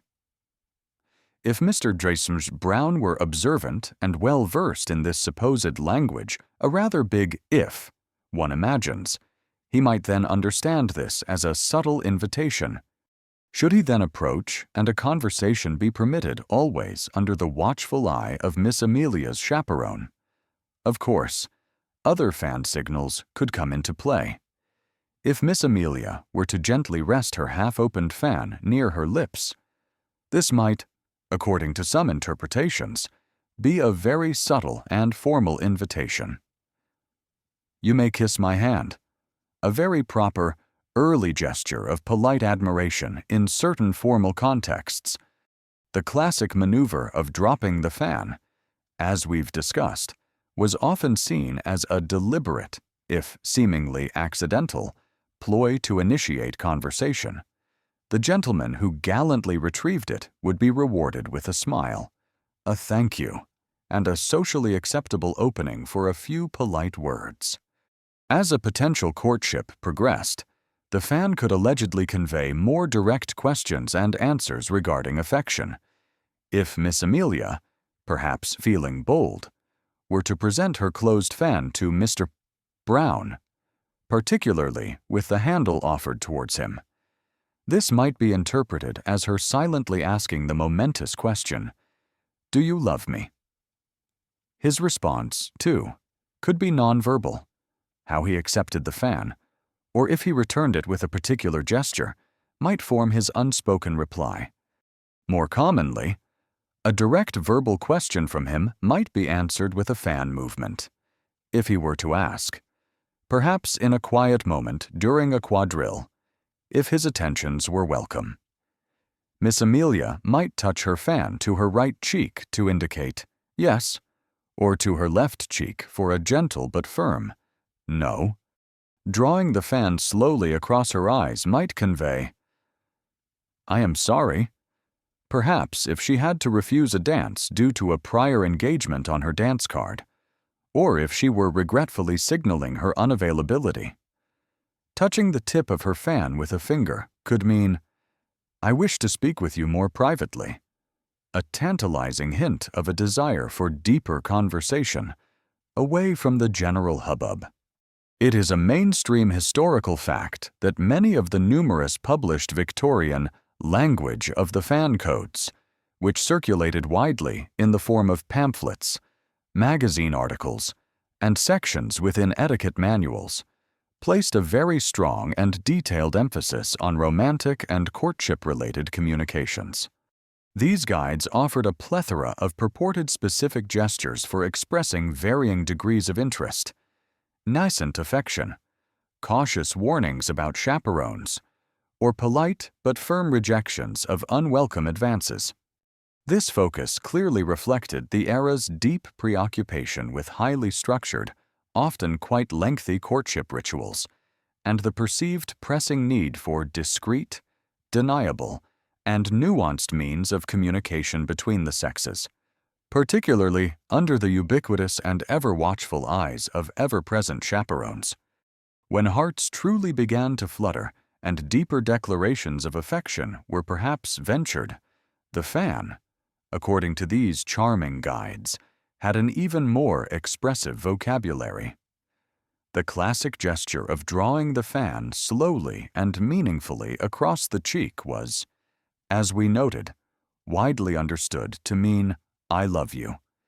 Pressing a half-opened fan gently to the lips, beyond the formal invitation to kiss the hand, might also suggest, "You may hope," a tender encouragement to a hesitant suitor, and resting the open fan directly over her heart was perhaps the most unambiguous silent declaration of all, "You have won my love," or perhaps, with a more melancholic air, "My heart aches for you." The sheer, understated bravery of making such a profound declaration, even silently with a fan, in such a public and scrutinized setting, is something to gently marvel at. What about arranging actual meetings or assignations, those thrillingly risky clandestine encounters so beloved in romantic novels? Well, the fan could supposedly play a role here too, though one must imagine these signals were used with extreme caution and were perhaps more the stuff of romantic fantasy than everyday reliable practice for arranging complex logistics. The signal for "follow me," often described as carrying the fan in the right hand held up before the face, or making a distinct beckoning gesture with it, was a relatively straightforward invitation. "Wait for me," conveyed by holding the fan open wide, was also quite clear. However, more complex messages, such as trying to indicate a specific time or a secret meeting place solely through fan gestures, would have been incredibly difficult to standardize, transmit accurately, or rely upon without a great deal of prior, explicit, and probably quite risky agreement on specific codes between the two individuals involved. It's more likely that the fan was used to create a brief opportunity, a shared glance, a moment of distraction for the chaperone, during which a few crucial, whispered words could be exchanged to make more definite arrangements. But courtship, alas, does not always lead to romantic bliss. The fan was also said to be a very useful tool for conveying rejection, for letting a gentleman down ungently, or for warding off entirely unwelcome attentions. If a lady was already spoken for, fanning slowly and deliberately could be a clear signal. "I am married," or "I am engaged," thus establishing a polite but firm boundary. If a gentleman's advances were truly unwelcome, drawing the fan sharply through her hand might convey the rather blunt message, "I hate you," or at least, "I am profoundly indifferent to you." Ouch. That's a cold flutter indeed. A decisive, audible snap of the fan being shut could serve as a clear, unambiguous end to a flirtation or an unwanted conversation. And, according to some codes, placing the fan pointedly on her left ear was a rather direct, if somewhat obscure, way of saying, "I wish to get rid of you," the Victorian equivalent, perhaps, of suddenly feigning a very important and urgent need to go and powder one's nose, or abruptly unmatching someone on a modern dating app, but achieved with considerably more rustling silk and a much higher statistical probability of then awkwardly bumping into them at church the very next Sunday morning. Socially perilous, indeed. For a quirky tidbit regarding the fan as a tool of social navigation and observation, some particularly elaborate and expensive fans from the 18th and 19th centuries were even cleverly designed with tiny, almost invisible peepholes, often concealed within the intricate carving of the guards, the outer sticks of the fan, or behind a deliberately placed decorative motif on the fan leaf. Some even had miniature mirrors cunningly incorporated into their sticks or handles. These ingenious additions supposedly allowed a lady to discreetly observe a room, to scrutinize a particular gentleman from afar, or even to check her own appearance, all from behind the polite, concealing shield of her gently waving fan. This added yet another intriguing layer to the fan's potential for social reconnaissance, strategic observation, and subtle, flirtatious intrigue in the complex game of Victorian society. And throughout all these delicate, unspoken negotiations, the ever-present chaperone loomed large. The fan gesture for "we are watched," often drawing the fan slowly across the forehead or eyes, was therefore one of the most crucial and frequently employed signals in the entire courtship lexicon, a constant reminder of the need for absolute discretion and impeccable propriety.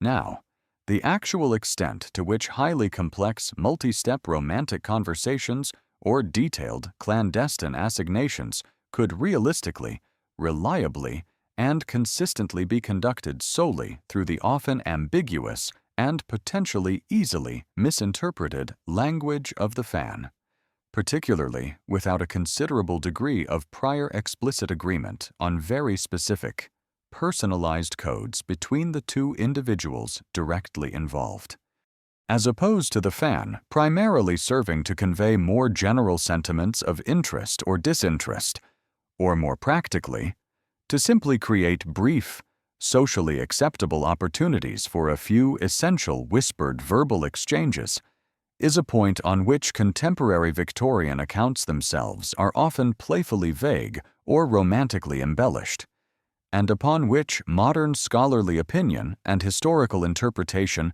remains quite understandably divided and healthily skeptical. It was probably more about setting the mood than sending a detailed email via fan mail. It's also important to remember, as we imagine these fluttering, meaningful exchanges, that a great deal of this fan play was likely just that, play. It was a form of fashionable amusement, a light-hearted, socially sanctioned way to engage in harmless flirtation and to add a frisson of romantic intrigue and witty artifice to the often rather staid and overly formal proceedings of Victorian social life. Not every flick of a fan necessarily carried a desperate, hidden plea or a profound declaration of undying love.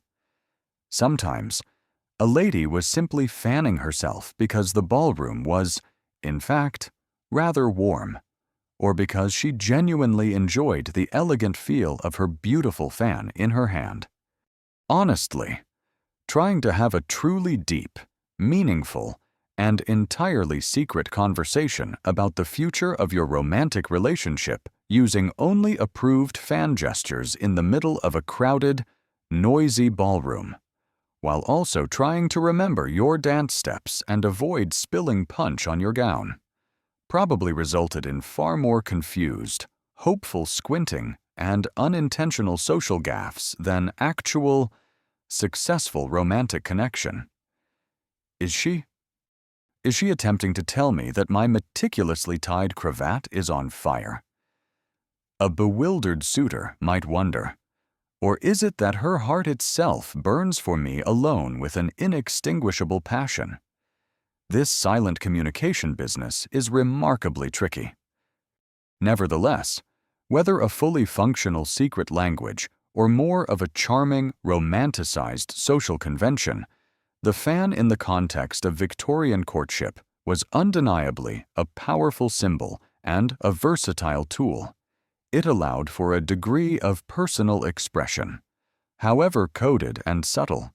In a world that often severely restricted women's voices, it added layers of intrigue, amusement, and artful performance to the age-old dance of love and attraction, and it has certainly left us with a delightful, if sometimes rather perplexing, legacy of romantic gestures and unspoken intentions, all conveyed through the graceful, silent, and endlessly fascinating flutter of a lady's fan.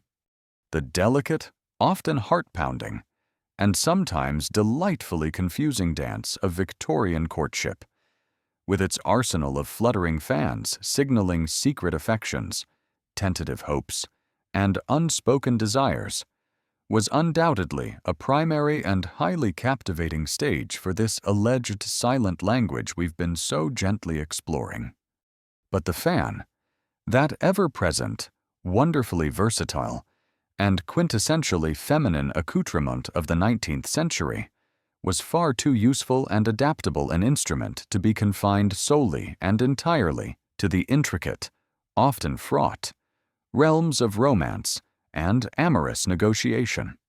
No, in the witty, keenly observant, and frequently rather sharply judgmental world of broader Victorian society, the elegant hand fan could also serve as a remarkably effective, if always subtle and deniable, tool for a much wider range of social commentary, discreet personal critique, shared secret observations between friends, and even as a vital aid in simply navigating the everyday currents of public life with grace and composure. Imagine yourself now, dear sleepy observer, not necessarily as a young debutante anxiously awaiting a proposal, but perhaps as a more established married lady, or a discerning spinster, attending a rather lengthy and perhaps not entirely scintillating afternoon concert. A protracted church sermon delivered by a particularly soporific vicar, or even just enduring a rather dull social call from a notoriously long-winded acquaintance. In such situations, where overt expressions of boredom or impatience would be considered shockingly rude and socially unacceptable, the fan could become your most discreet and invaluable ally.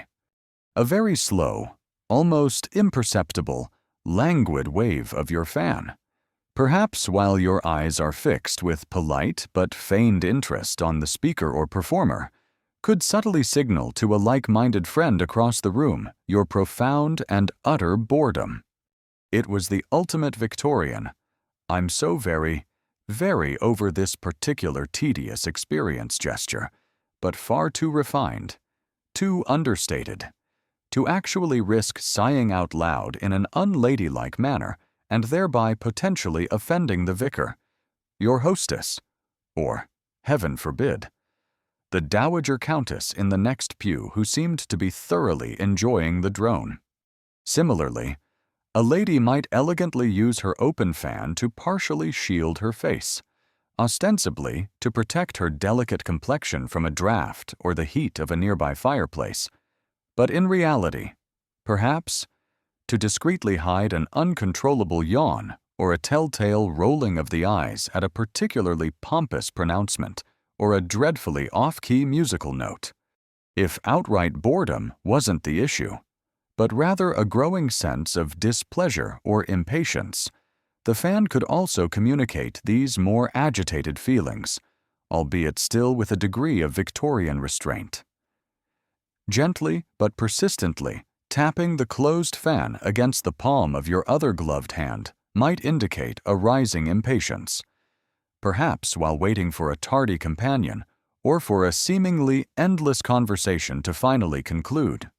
A sharp, decisive, and perhaps slightly audible snap of the fan being closed could serve as a clear, if unspoken, punctuation mark, signaling your disapproval of a comment just made, your disagreement with an opinion being expressed, or simply your firm intention to end an unwelcome interaction. And fanning with quick, short, somewhat agitated, and jerky movements rather than the smooth, graceful arcs usually employed, could subtly betray an inner state of nervousness, frustration, or perhaps even barely suppressed irritation. Beyond these more individual expressions of feeling, the fan was also reputedly a wonderful tool for silent, almost telepathic communication between close female friends, a sort of secret sisterhood of the fan, especially in crowded public settings where private verbal conversation was difficult or impossible.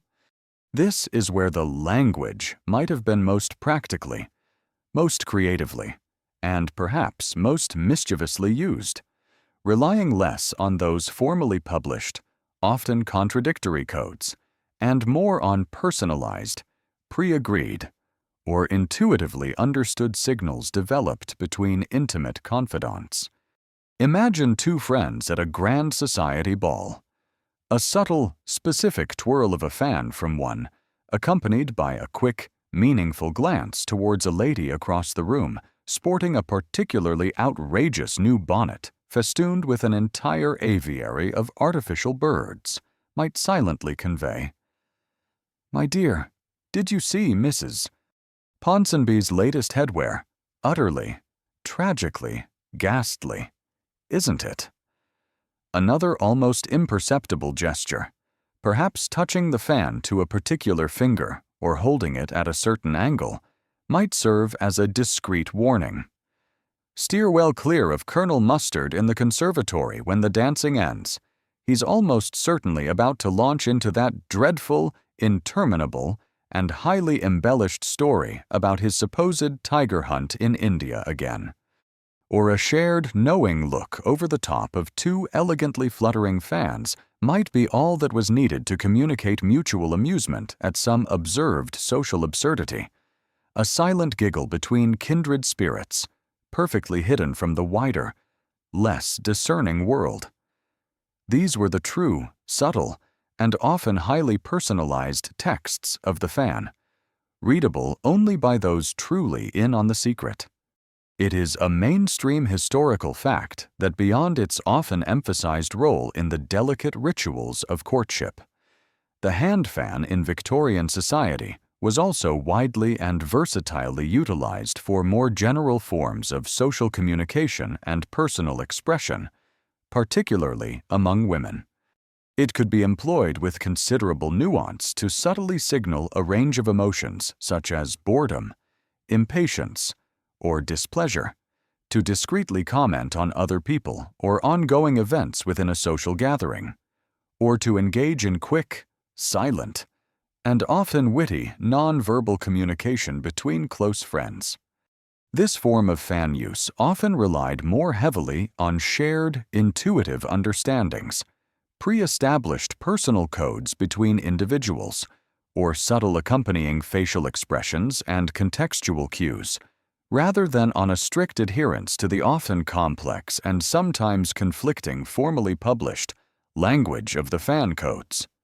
The fan also served a crucial, if less overtly communicative, role as a social prop and a personal shield, an invaluable aid in maintaining that all-important Victorian feminine poise and composure, especially in potentially awkward or socially challenging situations, in an era where ladies were expected to be constantly graceful and self-possessed.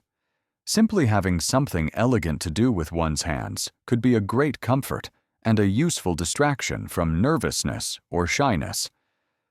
The fan provided a focus, a graceful accessory to hold and manipulate, preventing fidgeting or other signs of unease.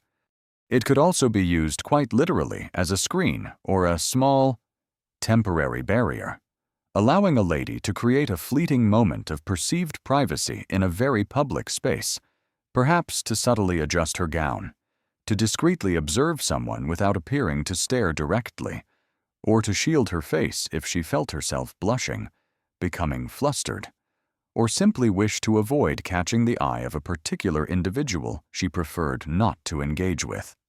That critical moment when you suddenly spot someone across the room whom you absolutely, positively do not want to have to talk to, perhaps an inveterate bore or a known gossip.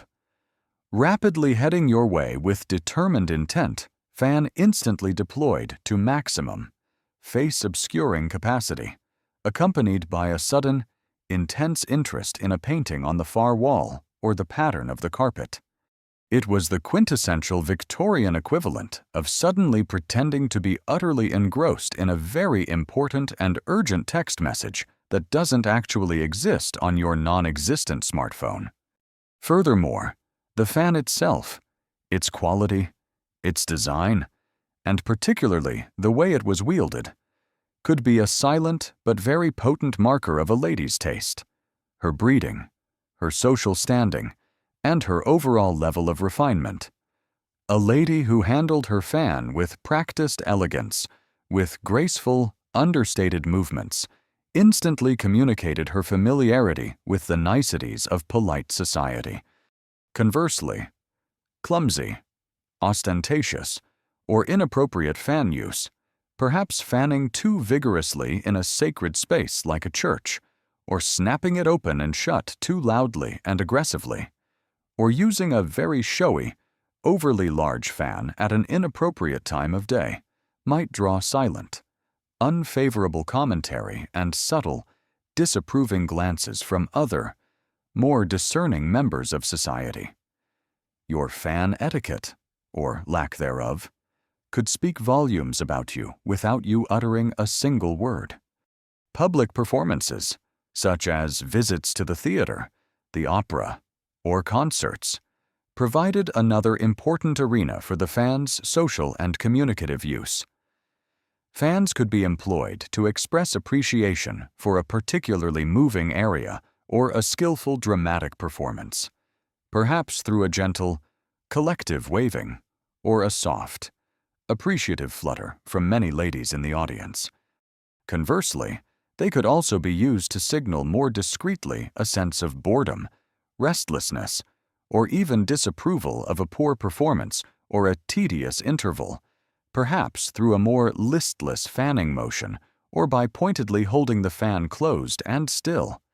And, of course, the theater or opera house, with its dimly lit auditorium and its captive audience during intermissions, was a prime location for using the fan to subtly comment on fellow audience members, their often extravagant attire, their choice of companions, or their social deportment. For a quirky tidbit that highlights the fan's role in discreet observation, some particularly elaborate and ingenious fans, produced mainly in the 18th century, but with some examples still found in the early Victorian period, were cleverly designed with tiny, almost invisible spyglasses or miniature mirrors cunningly incorporated into their guards, the outer sticks, or sometimes even set into the central rivet or pivot pin. These espionage fans, or conversation fans, as they were sometimes called, allowed a lady to discreetly observe distant parts of a room, to scrutinize a particular gentleman from afar without appearing to be rudely staring, or even, with a bit of skillful angling, to see people who were seated or standing behind her.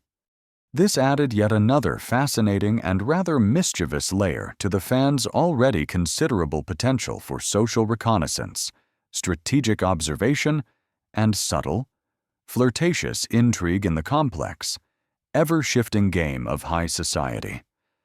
The ultimate tool, perhaps, for subtle social intelligence gathering, all under the guise of simply trying to keep cool.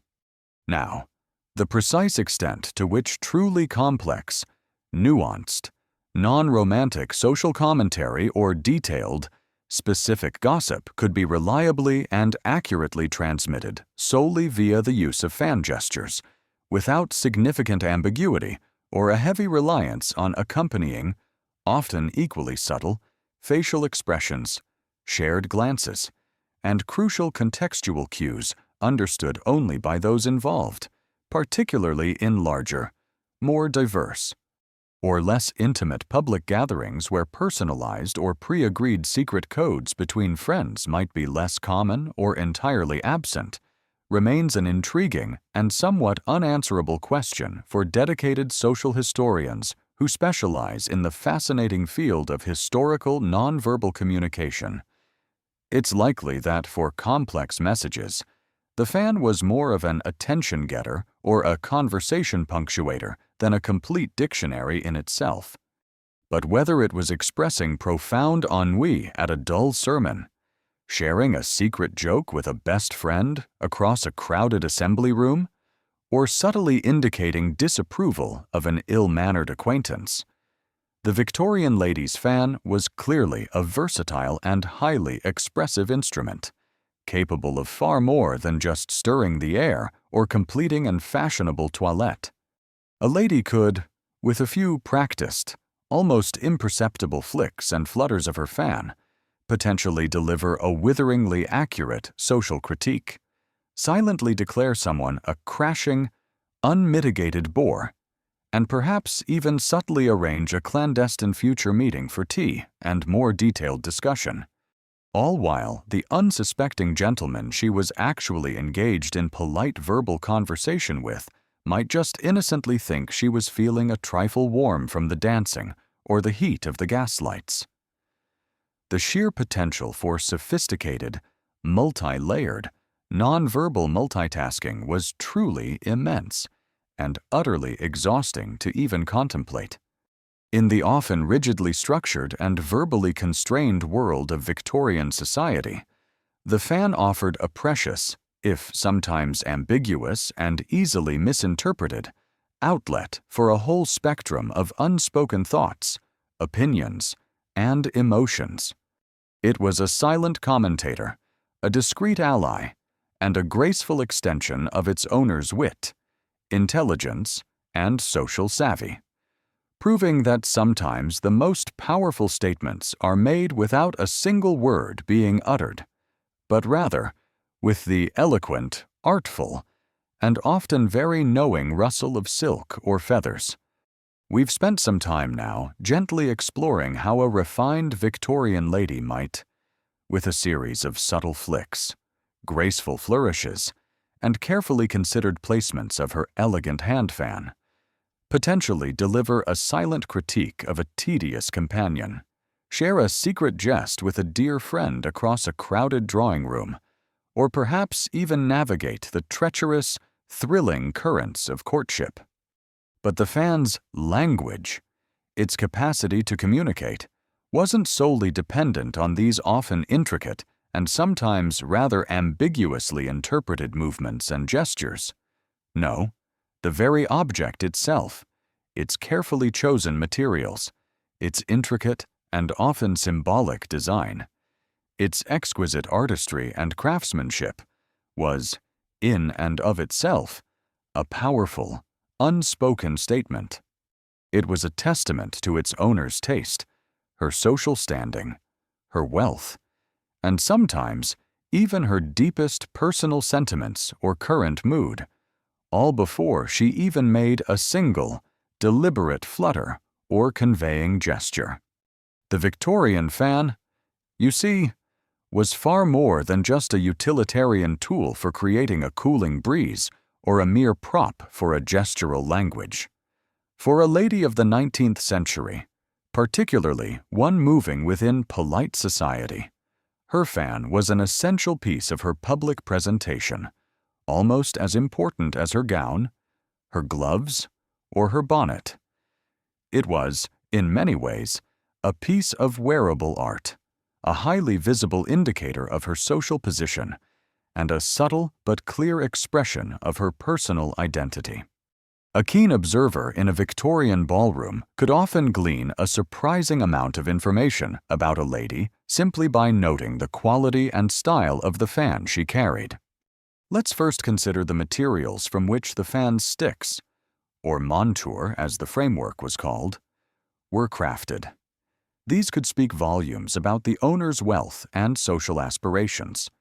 For the truly affluent, or for a fan intended for the grandest of occasions, luxury materials were de rigueur. Ivory, often painstakingly and intricately carved, pierced with delicate tracery, or even sculpted into miniature figures or floral designs, was a perennial favorite, its creamy, smooth coolness a delight to the touch. Shimmering, iridescent mother of pearl, with its captivating play of rainbow colors, was another highly prized material, often used for exceptionally delicate and ethereal-looking fans. Rich, darkly patterned tortoiseshell, polished to a high gleam, lent an air of sophisticated, perhaps slightly more mature, elegance. These precious materials might be further embellished with delicate gold or silver piqué work, tiny inlaid metal pins or strips forming patterns, or even, for the utmost in opulence, set with tiny glittering gemstones like diamonds, pearls, or turquoise. A fan with such a magnificent monture was an unambiguous statement of high status and refined taste. Conversely, simpler, less expensive materials were used for fans intended for more everyday use, for less formal occasions, or for ladies of more modest means. These might include smoothly polished wood, perhaps fragrant sandalwood, fine-grained fruit woods like pear or cherry, or even sturdy, reliable bone or horn. Later in the Victorian era, as new technologies emerged, even early forms of plastics, such as celluloid, which could cleverly imitate ivory, or tortoiseshell at a fraction of the cost, began to be used for more mass-produced fans. The quality of the craftsmanship in the carving, piercing, and finishing of these sticks, regardless of the material, also contributed significantly to the fan's overall impression and value. But perhaps even more expressive than the sticks was the fan leaf itself, that broad, pleated surface that caught the air and often, more importantly, caught the eye. This leaf was a veritable miniature canvas for artistic expression and personal signification. The most luxurious fans often featured leaves made of the finest, diaphanous silk, supple, paper-thin kidskin, or smooth, almost translucent vellum, a high-quality prepared animal skin. And upon these delicate surfaces, skilled artists would meticulously hand-paint the most exquisite and detailed scenes. The subject matter of these painted fan leaves was incredibly diverse and could subtly reflect the owner's education, her cultural interests, her romantic sensibilities, or even, on occasion, her unspoken political or social leanings. Romantic pastoral scenes, featuring elegantly attired shepherds and shepherdesses engaged in idyllic, gentle courtship amidst bucolic landscapes, were perennially popular, evoking a nostalgic, idealized vision of rural simplicity and innocent love.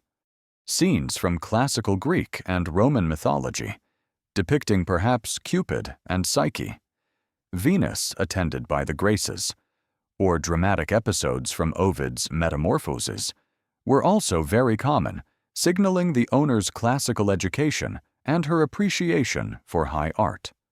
The ongoing Victorian fascination with the perceived exoticism and intricate artistry of East Asia frequently manifested in fans adorned with delicate chinoiserie motifs, whimsical pagodas, brightly colored exotic birds, gracefully trailing cherry blossoms, and elegantly attired oriental figures.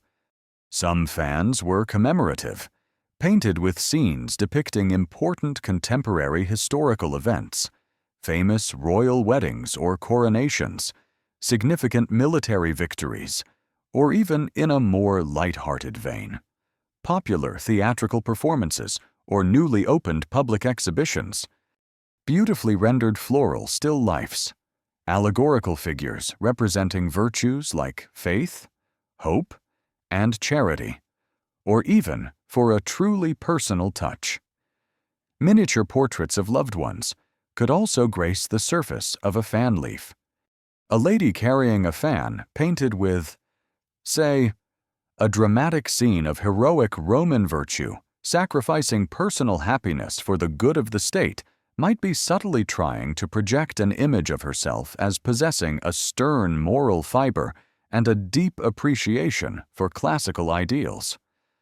Or perhaps, as you might cheekily imagine, she just had a particularly good art history tutor in her youth and genuinely developed excellent taste in rather serious classical subjects. Or maybe, just maybe, she simply thought that gentlemen in togas looked rather dashing. It is a mainstream historical fact that the specific materials used in its construction, the quality of the craftsmanship employed, and the nature and artistry of the painted or applied decoration on a Victorian lady's hand fan were all highly significant and readily understood indicators of her social status, her family's wealth, her level of cultural refinement, and her personal taste. Fans in this era range dramatically from relatively simple, utilitarian objects made of basic materials like paper and plain wood, designed for everyday use by the less affluent, to incredibly luxurious and often staggeringly expensive creations. These high-end fans were fashioned from precious materials such as intricately carved ivory, shimmering mother-of-pearl, lustrous tortoiseshell, fine lace, and exotic feathers, and were frequently hand-painted by highly skilled, sometimes even famous, artists with intricate, detailed, and often symbolic scenes. Beyond painting, fan leaves could be further embellished in numerous other ways. Exquisite, handmade lace, perhaps delicate Brussels lace with its floral designs, or the fine, intricate patterns of English Honiton lace, could form the entire leaf of a fan, creating an object of almost ethereal, fairy-like beauty, and one that certainly bespoke considerable wealth and refined taste. Feathers, too, were a popular and often very dramatic choice for evening fans. Large, soft, and often brightly dyed ostrich feathers created a wonderfully opulent and theatrical effect, perfect for a grand ball or an opera premiere. Peacock feathers, with their iridescent eyes, lent an exotic and somewhat mysterious allure. And soft, fluffy swan's down or marabou feathers could create a fan of incredible delicacy and feminine charm. Furthermore, fan leaves might be intricately embroidered with fine silk threads, perhaps in floral patterns or with personal monograms, or lavishly spangled with tiny, glittering sequins, metallic threads, or even minute, cut steel beads, all designed to catch the light and add a dazzling sparkle to a lady's evening ensemble. The overall size and even the specific shape of a fan could also vary according to the prevailing fashion of a particular decade within the long Victorian era, and also according to the specific occasion for which it was intended. Generally, larger, more elaborate, and more richly decorated fans were reserved for formal evening events such as balls, operas, and grand receptions, where a lady's attire was at its most splendid and her fan was a key component of her overall presentation. Smaller, more demure, plainer, or perhaps more practically robust fans were considered more appropriate for daytime use, for making social calls, attending church services, taking a fashionable promenade in the park, or for use when traveling. There were also different structural types of fans, such as the brise fan, which was made entirely of individual sticks, often of ivory or mother-of-pearl, that were intricately carved and pierced, held together at the base by a rivet and at the top by a continuous ribbon, thus having no separate leaf at all.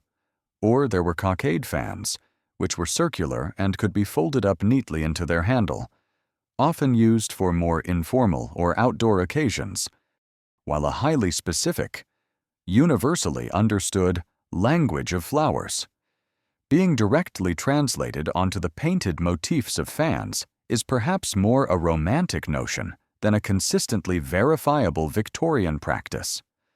The general cultural symbolism of certain flowers, birds, or colors would undoubtedly have been understood and appreciated by many.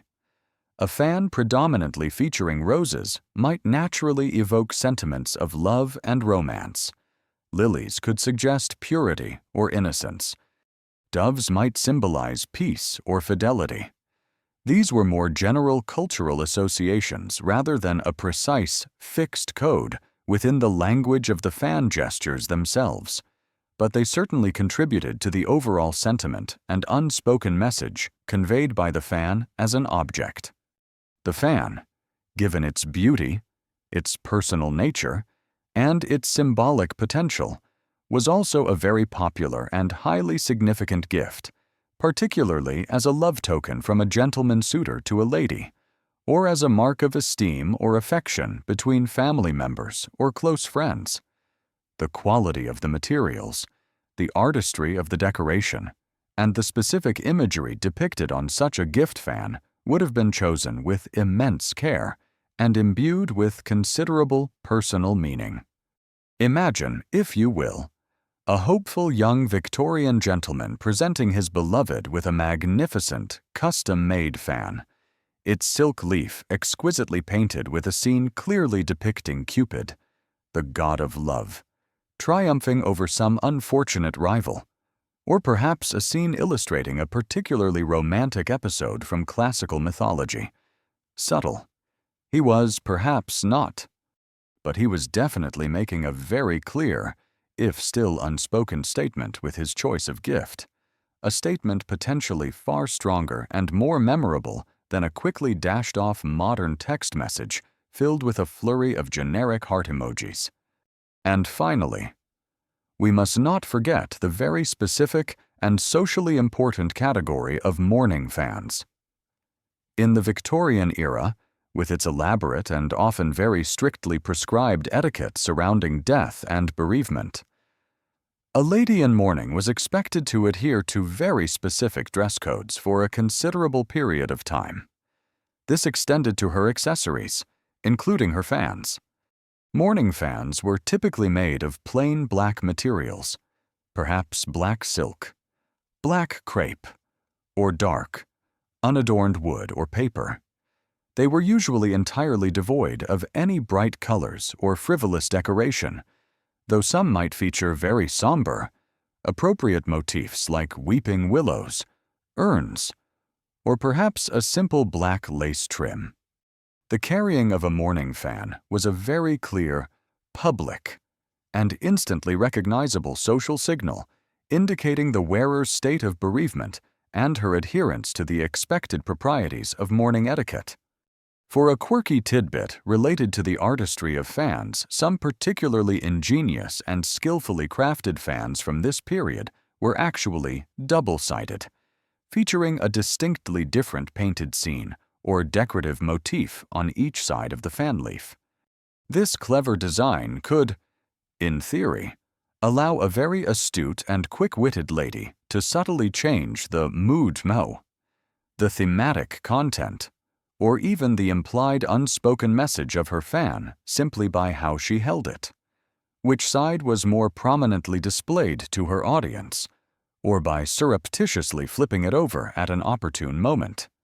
Imagine having a happy pastoral scene on one side for general use, and a tragic mythological heartbreak scene on the other, reserved for when you wanted to subtly signal your displeasure or melancholy without uttering a word. Other novelty fans included puzzle fans, or fortune-telling fans, which might have riddles, charades, or symbolic charts printed on their leaves, intended as a form of light-hearted social amusement. The precise extent to which specific decorative motifs, individual painted scenes, or even particular color choices on Victorian fans were commonly, consciously, and consistently interpreted by most contemporary observers as conveying exact, universally understood symbolic meanings that went beyond their general aesthetic appeal, their obvious thematic content, or their clear appropriateness for a specific occasion like mourning, in a way that might be akin to a truly visual language of flowers being applied directly to fans, is an area where concrete, unambiguous historical evidence is often quite elusive. Interpretations likely varied significantly between generally widely accepted cultural symbolism, like black for mourning, and more specific, perhaps highly personal, anecdotal, or even entirely imaginary understandings attributed to certain designs. Did that painted Cupid always mean, "I'm in love"? Or did it sometimes just mean, "I rather like classical art"? The nuances are often lost to us. Keeping a truly delicate, hand-painted silk and intricately carved mother-of-pearl fan in absolutely pristine, functional condition in a generally rather sooty, gas-lit Victorian city, amidst the inevitable dangers of crowded ballrooms, accidentally spilled tea or wine, and the general wear and tear of constant social use, must have been a considerable challenge and a full-time job in itself for a lady or her maid. One wrong, careless move, one unfortunate snag on a piece of furniture, one overly enthusiastic snap open, and your beautiful, "I am very interested in your conversation, Sir" fan could tragically transform into the rather more distressing, "I am now primarily interested in locating a very skilled and discreet fan restorer, if you please" fan. So, you see, the Victorian fan was far more than a mere accessory or a simple tool for communication through gesture. It was, in its very fabric, its materials, its artistry, and its chosen imagery, a rich, complex, and deeply personal statement. It was a reflection of its owner's place in the world, her aesthetic sensibilities, her cultural knowledge, and sometimes even the unspoken sentiments of her heart, all before she even began to make it gracefully flutter and dance in her practiced hand. The fan itself was the first, and often the most eloquent, word in her silent conversation. The fan itself, as we've just discovered in our sleepy contemplation, could be a veritable masterpiece of intricate artistry, a dazzling confection of ivory, silk, mother of pearl, and painted scenes, a silent but eloquent testament to its owner's refined status and impeccable personal taste. But to truly transform this beautiful, often costly, object from a mere fashionable accessory or a simple cooling device into a purported and effective tool of nuanced, secret communication, to genuinely master its alleged and often rather complex language, required far more than just possessing an expensive or particularly pretty fan. It required a degree of learning, whether formal or informal. It demanded dedicated, often discreet, practice, and it necessitated a keen, intuitive understanding of the subtle social stage upon which these silent, fluttering dramas of Victorian life were so elegantly and carefully played out. So, how did a typical young Victorian lady, navigating the intricate social labyrinth of her time, actually acquire this delicate, gestural, and potentially powerful skill of speaking with her fan? The most fundamental and probably most common way of learning, as with so many social graces and unspoken rules of behavior, was likely through careful, lifelong observation. From her earliest childhood, a young girl in a middle or upper-class Victorian household would have seen her mother, her older sisters, her aunts, her grandmother, and other accomplished adult ladies around her, constantly using their fans in various social settings. She would have unconsciously absorbed the rhythms, the etiquette, and the sheer physical grace associated with handling this ubiquitous feminine tool. She would have noted how a fan was held during polite conversation, how it was elegantly unfurled or closed, how it could be used to emphasize a point, to modestly shield a smile or a blush, or perhaps to create a subtle, almost invisible barrier against an unwanted conversational partner.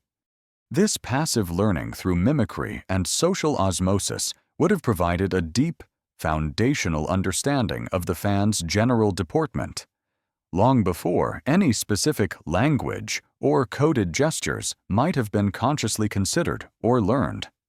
Then, as a young lady approached her debut into society, more direct, if not always entirely formal, instruction might well have occurred. Governesses, who were responsible for the broad education of young ladies in wealthier households, would certainly have included lessons on proper deportment and the graceful handling of personal accessories, including, most definitely, the fan. The way a lady entered a room, how she curtsied, how she managed her skirts, how she held her gloves and, yes, her fan, were all considered vital components of a polished and ladylike presentation. Dancing masters, too, as they taught the intricate steps of the waltz, the polka, or the quadrille, would also have likely incorporated instruction on the elegant use of the fan as part of overall ballroom etiquette and graceful, harmonious movement. While these lessons might not have explicitly included a detailed, memorized vocabulary of fan language signals from a printed list, they would have absolutely emphasized the importance of using the fan with poise, subtlety, and an awareness of its visual impact. Your Victorian finishing school, one imagines, probably had a rather intensive, if unwritten, module on advanced fan flourishes and their potential social implications. Passing or failing this crucial, unspoken examination could, in theory at least, significantly influence your entire marital future and social trajectory. No pressure at all, of course. Beyond this direct observation and practical instruction in general deportment, the burgeoning print culture of the Victorian era, as we've touched upon, played a very significant role in popularizing the idea of a more specific, codified language of the fan. Young ladies, who were often avid readers of the popular ladies' magazines and journals of the day, publications like the Englishwoman's Domestic Magazine, Godey's Lady's Book in America, or similar periodicals across Europe, would have frequently encountered articles, charming illustrations, or even dedicated instructional columns that purported to reveal the secrets of this silent, romantic form of communication.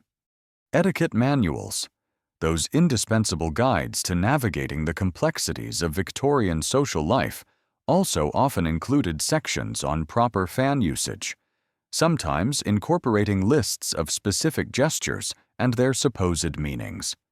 One can easily picture young ladies eagerly poring over these published codes, perhaps sharing them with their closest friends, memorizing the most intriguing or useful-sounding signals, and feeling a thrill of excitement at the prospect of being in the know about this charmingly clandestine and potentially empowering secret language. And once the codes were known, or at least once a few key gestures had been committed to memory, practice would surely have been essential. Where might this practice have taken place?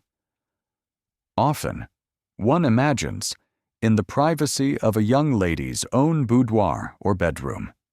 Here, before her dressing table mirror, she could experiment with different ways of holding and moving her fan, observing the effect of each gesture, trying to achieve the desired balance of subtlety and clarity, of grace and intended meaning. She would be honing not just the physical movement, but also the accompanying facial expression, the slight inclination of the head, the almost imperceptible glance that might give context or emphasis to the fan's silent message. She would be, in essence, perfecting her fan face along with her fan technique. But perhaps even more enjoyable, and certainly more interactive, would have been practicing with her peers. Imagine lively, giggling sessions with sisters or close school friends, gathered in the privacy of a schoolroom, a nursery, or a quiet corner of a drawing room. Here, they could try out the different published gestures on each other, test their mutual understanding of the signals, perhaps critique each other's technique. No, no, Amelia, that flutter is far too agitated for mildly interested. It clearly screams, my corset is laced too tightly, and I fear I might faint. Watch and even, quite likely, playfully invent their own unique, personalized fan codes for specific inside jokes, local gossip, or conveying opinions about particularly boring or amusing acquaintances within their own social circle. Picture a Victorian-era sleepover, if you will. One might romantically muse. The young ladies in their long white nightgowns, their hair in braids, gathered around a flickering candle. "Okay, Harriet, my dearest," one might whisper. "If I do this particular dramatic snap with my fan whenever Lord Ashworth approaches, it means his rather obvious toupee is noticeably crooked again, and we must try very, very hard not to stare or, heaven forbid, giggle. Don't laugh too loud now, or Mama will surely hear us from downstairs." These informal practice sessions would have been crucial not just for memorizing gestures, but also for developing the confidence, the subtlety, and the intuitive understanding needed to potentially use fan language effectively in a real, high-stakes social situation. It is a mainstream historical fact that while the universality and consistent practical application of a strictly codified, dictionary-like language of the fan throughout all levels of Victorian society is a subject of considerable historical debate, formal instruction in the graceful and socially appropriate handling and general deportment of the hand fan was indeed a common and expected element in the broader social education of most young middle and upper-class Victorian women. This instruction was often provided by governesses within the home, by specialized dancing masters as part of ballroom etiquette training, or through the widely read and influential etiquette manuals and ladies' periodicals of the era. This fundamental emphasis on achieving an elegant and poised manipulation of the fan certainly provided a conducive foundation upon which any purported specific gestural language could be easily overlaid, playfully adopted, or creatively adapted by individuals or social groups. The true art of Victorian fan language, if it was indeed an art practiced with serious intent, lay in its profound subtlety. Overt, theatrical, or too obvious fan signaling would have been considered incredibly vulgar, unladylike, or simply laughably amateurish. The goal was not to semaphore messages across a crowded room like a ship in distress signaling to the shore. Rather, it was about conveying a nuanced sentiment with an almost imperceptible gesture, a fleeting movement, a slight change in posture that only a keen, attentive, and specifically intended observer would likely catch and correctly interpret. There was always the inherent danger of being too easily read by everyone in the room, especially by those ever-watchful chaperones or by rival young ladies, which could lead to considerable social embarrassment or a loss of that all-important feminine mystique.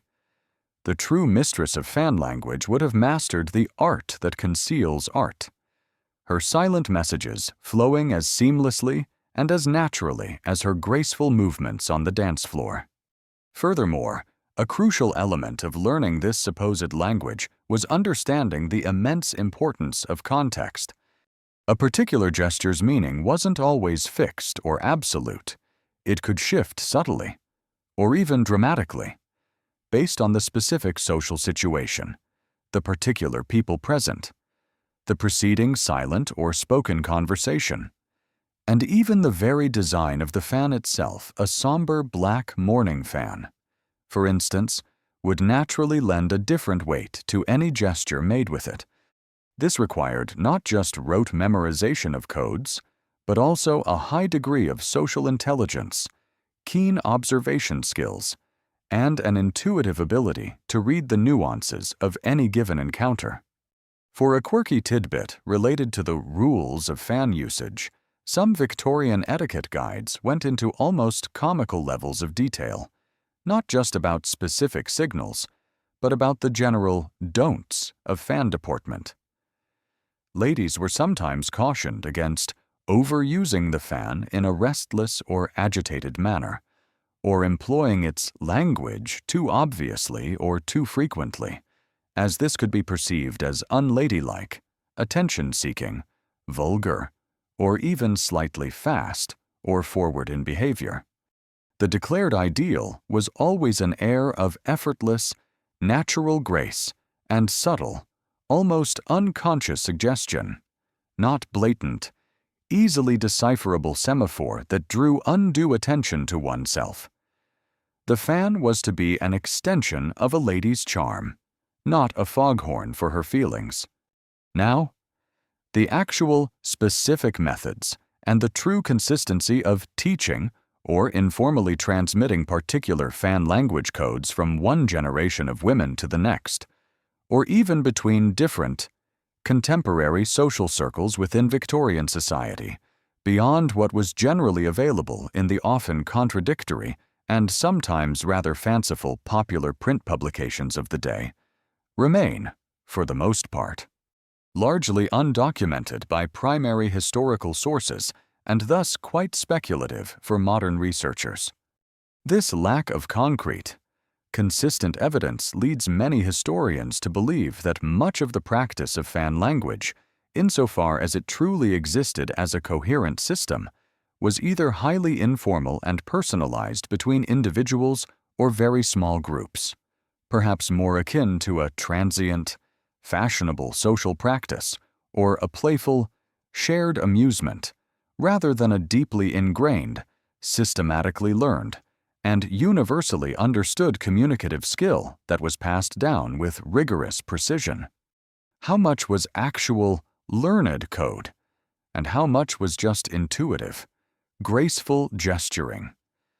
The fan holds its secrets close.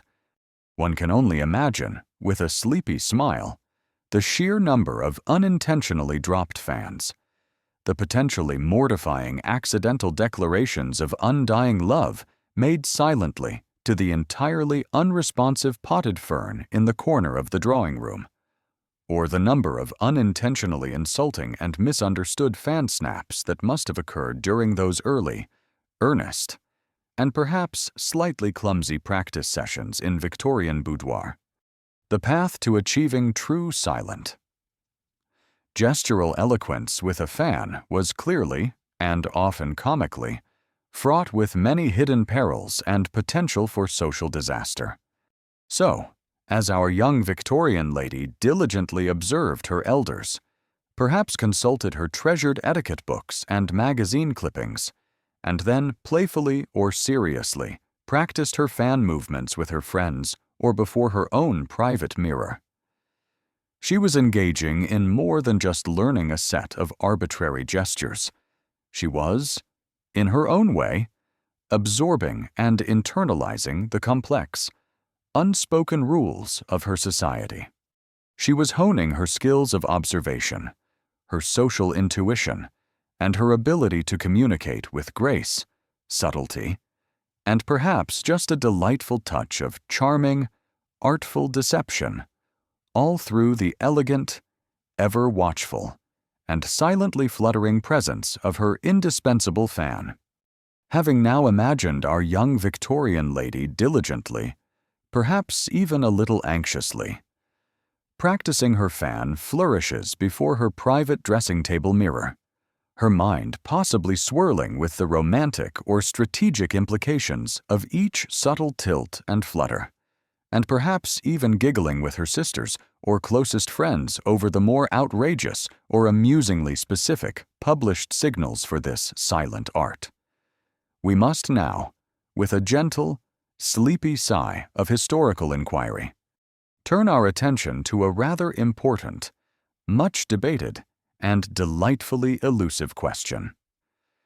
How much of this elaborate, charmingly complex, and often wonderfully theatrical language of the fan was a genuine, widely understood, and practically utilized system of silent, coded communication in actual Victorian society, and how much of it was, perhaps, more of a romantic myth, a fashionable parlor game, a very clever and successful marketing ploy by canny fan manufacturers, or even a somewhat exaggerated nostalgic construct that has grown in the telling over the many intervening years.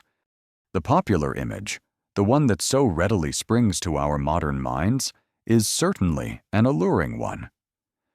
We picture those Victorian ballrooms and drawing rooms filled with ladies whose every fan movement was freighted with precise, hidden meaning, conducting intricate, silent dialogues of love, disdain, or social intrigue right under the unsuspecting noses of their chaperones and gentlemen acquaintances. It's a wonderfully romantic notion, isn't it? It speaks of a bygone era of heightened subtlety, of delicious secrets, of a time when so much could be conveyed with just a graceful gesture, a world away from our own often brutally direct and digitally saturated modes of communication.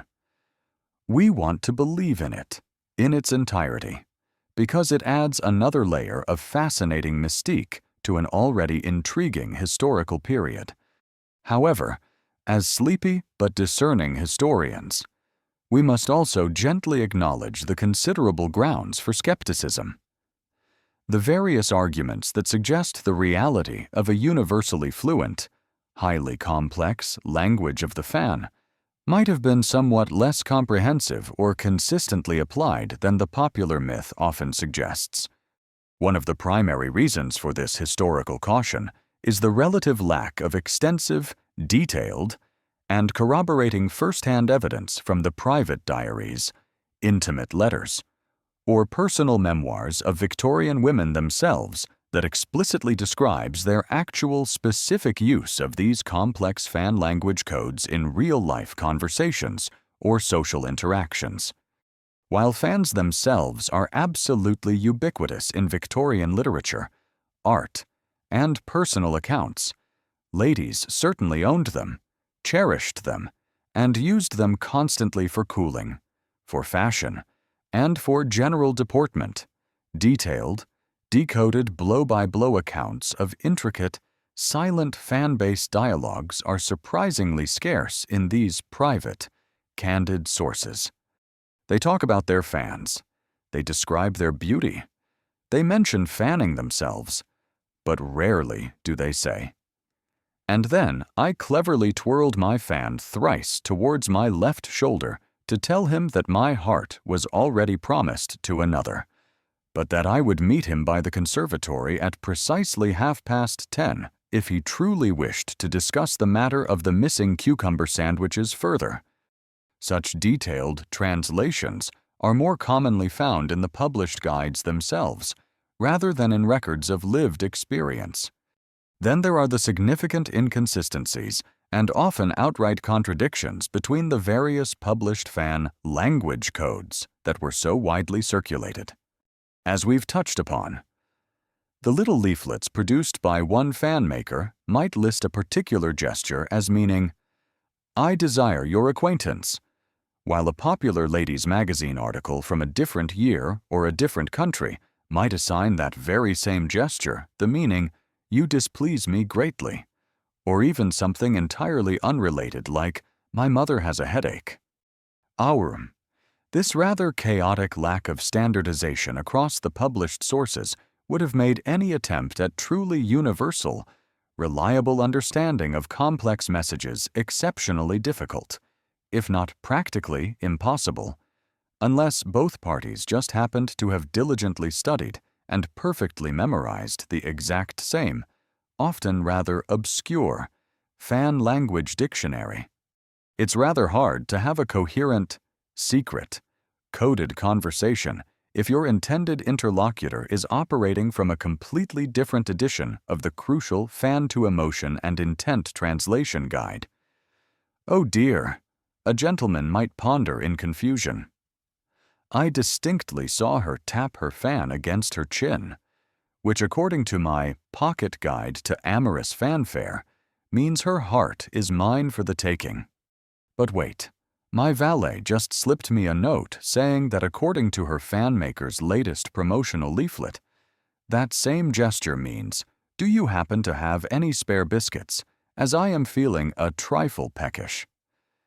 This is proving to be terribly disappointing and rather confusing for my romantic prospects. Furthermore, one must consider the sheer cognitive load involved. Imagine trying to memorize, recall under pressure, and then flawlessly and subtly execute hundreds of different, often very minutely distinguished, precise fan gestures, each with its own specific assigned meaning, all while simultaneously trying to navigate a crowded ballroom. Remember your dance steps. Engage in polite and often entirely separate verbal conversation. Keep an eye on your chaperone, and avoid tripping over your voluminous crinoline skirt. It seems like an almost superhuman mental and physical feat, demanding a level of concentration and memory that would challenge even the most dedicated modern student cramming for their final exams. The potential for unintentional missignaling, or for simply forgetting the correct gesture in the heat of a social moment, would have been enormous. And that risk of misinterpretation carried with it potentially significant social consequences. In a society so deeply concerned with propriety, reputation, and the avoidance of any social scandal, however minor, would individuals, particularly young unmarried ladies whose futures often depended on maintaining an impeccable public image, truly rely on such an inherently ambiguous and potentially unreliable system for conveying vital or sensitive personal communications? It seems somewhat unlikely, at least for matters of genuine importance. It's also important to consider the very plausible commercial interests at play. As we've noted, fan manufacturers like Duvelleroy and the publishers of popular ladies' magazines and etiquette books had a clear vested interest in promoting the mystique, the allure, and the perceived social necessity of the fan. The exciting, romantic idea of a secret language undoubtedly added to the fan's desirability, making it seem not just a pretty accessory, but an indispensable tool for social success and romantic intrigue, thereby helping to sell more fans and more publications. It is a mainstream historical fact that while the concept of a language of the fan was widely publicized and discussed in numerous Victorian-era printed materials, such as etiquette books, ladies' magazines, and even as promotional items by fan manufacturers, modern historical scholarship and a careful re-examination of primary source materials from the period tend to be quite skeptical about the actual existence of a universally understood, highly complex, consistently practiced, and reliably functional system of intricate fan communication. Most contemporary historians now suggest that while some very simple, perhaps almost intuitive, gestures may indeed have been used for basic signals or flirtatious play, or that small, intimate circles of friends might have developed their own private, limited codes, the elaborate, dictionary-like published languages were likely more of a romanticized social conceit, a fashionable parlor amusement, or a clever marketing tool than a widely and seriously functional secret code used for detailed or critical communication by the general populace. However, this healthy skepticism doesn't necessarily mean that the fan held no communicative power at all. It's highly likely that some very basic, almost universally understood, or perhaps more accurately, intuitively interpreted gestures did exist and were commonly employed. A sharp, decisive snap of a fan being closed could quite clearly convey annoyance or finality without needing a dictionary. A slow, languid wave might naturally suggest boredom or a relaxed state. Hiding one's face behind a fan when blushing or laughing was a natural, self-protective gesture, and a flirtatious, playful peek over the top edge of a gently fluttering fan was, and probably still is, a fairly unambiguous signal of coquettish interest in almost any culture. These are often extensions of natural human body language, simply amplified or made more elegant by the presence of the fan. It's also very plausible that small, intimate circles, perhaps sisters, very close friends, or even a mother and her daughters, might have developed their own private, limited sets of fan signals for conveying specific messages or inside jokes amongst themselves, codes that would have been entirely unintelligible to outsiders. This would be much like children today might invent secret handshakes or coded words, a way of fostering intimacy and exclusivity within a small group. And perhaps, for many Victorian ladies, the mere performance of knowing, or appearing to know, the language of the fan was almost as important, or even more important, than actually using it to conduct detailed, translatable conversations. It added to a lady's mystique, her aura of sophistication, and her social repertoire. It was another layer in the artful construction of a refined feminine identity. The emphasis in much of the formal instruction young ladies received, as we've noted, was often more on the graceful handling and elegant deportment with the fan, which in itself conveyed an air of good breeding and social polish, rather than on the precise memorization and deployment of a specific, translatable gestural language. For a quirky tidbit related to the contemporary perception of this language, some satirical Victorian cartoons, humorous magazine articles, or comedic theatrical sketches of the period actually poked gentle fun at the very idea of an overly elaborate or easily misunderstood fan language. They might depict ladies getting their signals hopelessly crossed, or bewildered gentlemen being utterly baffled and comically misinterpreting a flurry of apparently meaningless or contradictory fan movements. This suggests that even at the time, not everyone necessarily took the more highly codified, dictionary-like versions of fan language entirely seriously, viewing it perhaps as a somewhat silly or affected fashionable fad. Furthermore, some instructional fan language guides were even printed directly onto the leaves of the fans themselves, which, if you think about it, is not a particularly effective way to conduct a secret communication if your entire codebook is brazenly on public display every time you open your fans. Now, the central, ongoing scholarly debate, and it is indeed a very gentle, sleepy kind of debate, perfectly suited for our purposes tonight. Regarding the true nature and extent of the Victorian language of the fan really revolves around this crucial question of its practical efficacy and its actual, everyday prevalence.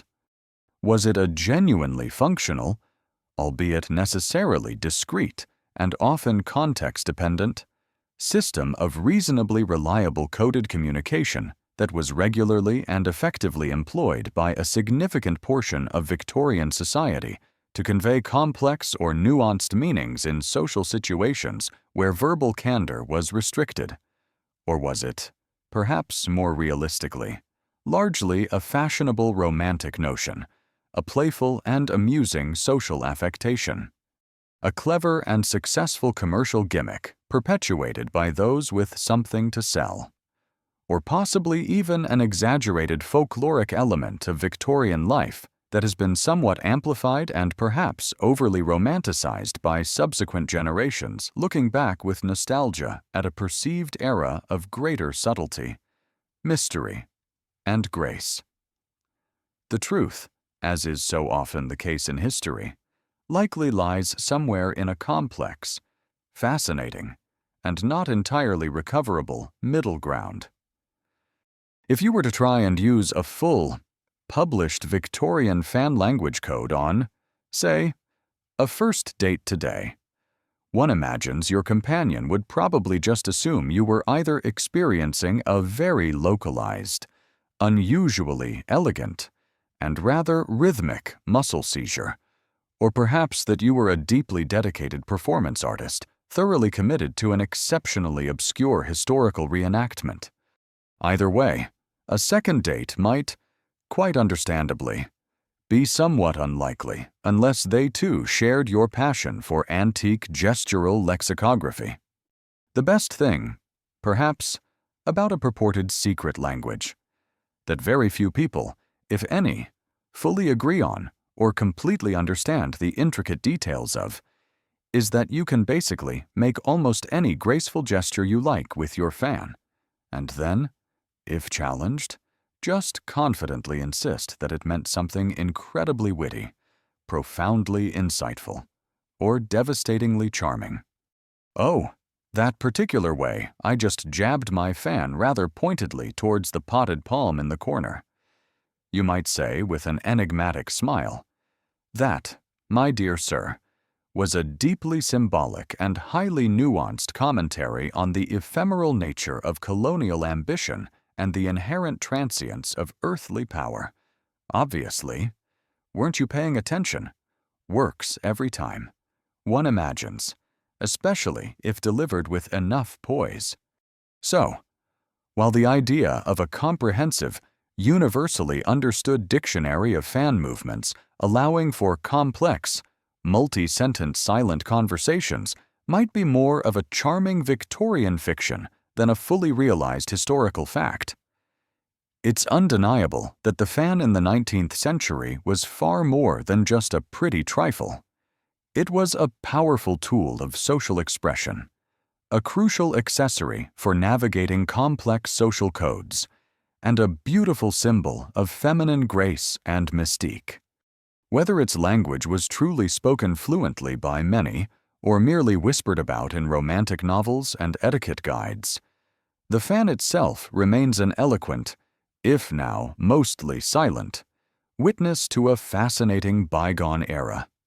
Having now gently, and with a healthy dose of sleepy historical curiosity, questioned the precise, practical reality and the true universal application of this intricate and often delightfully charming language of the fan, acknowledging its undeniable, beautiful mystique, while also embracing a necessary and rather historically sound skepticism about its most elaborate claims, we must now, as our sleepy exploration of Victorian social subtleties draws towards its inevitable quiet close, consider how and why these delicate, fluttering, and supposedly meaningful conversations eventually, almost entirely, faded from the bustling social landscape.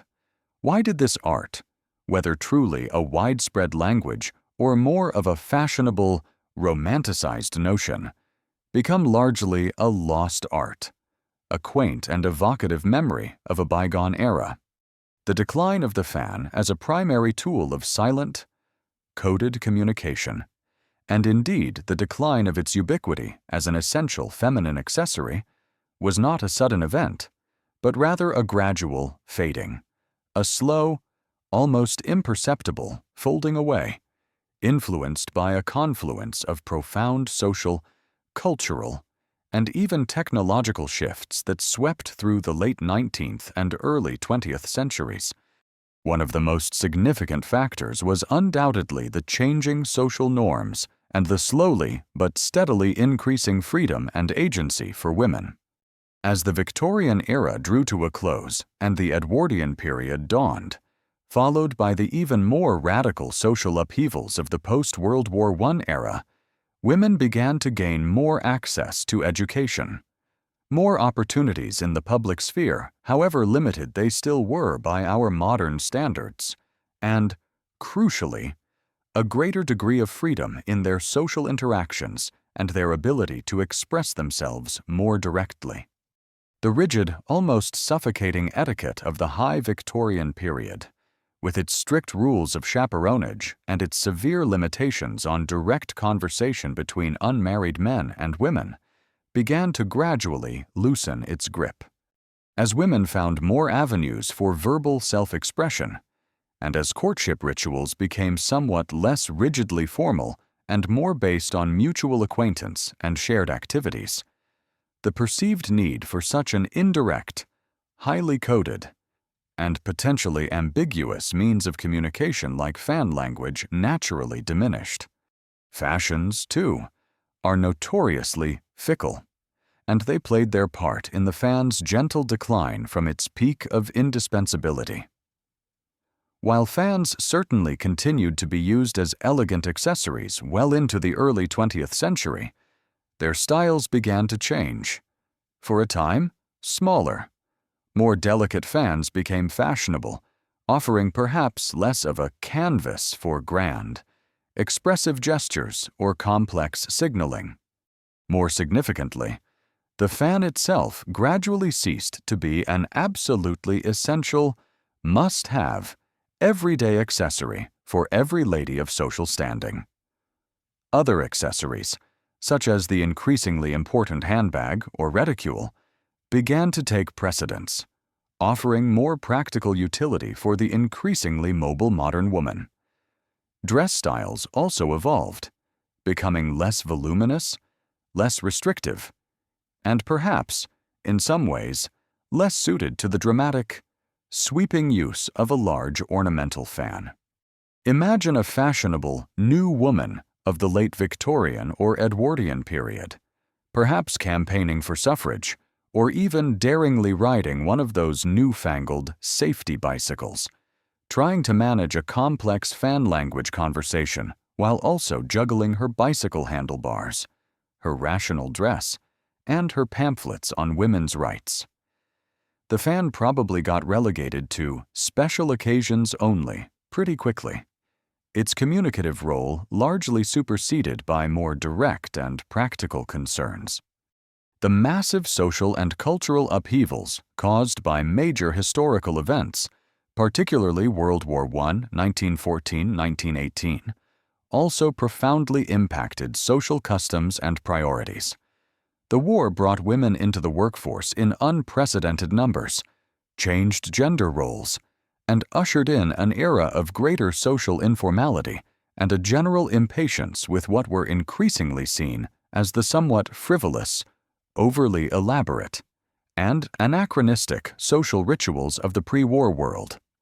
The Roaring Twenties, which followed, with its jazz music, its flapper dresses, its faster pace of life, and its dramatically different modes of social interaction and flirtation, presented a social dynamic in which the delicate, subtle, and highly nuanced language of the Victorian fan would have seemed utterly quaint, old-fashioned, and perhaps even slightly absurd.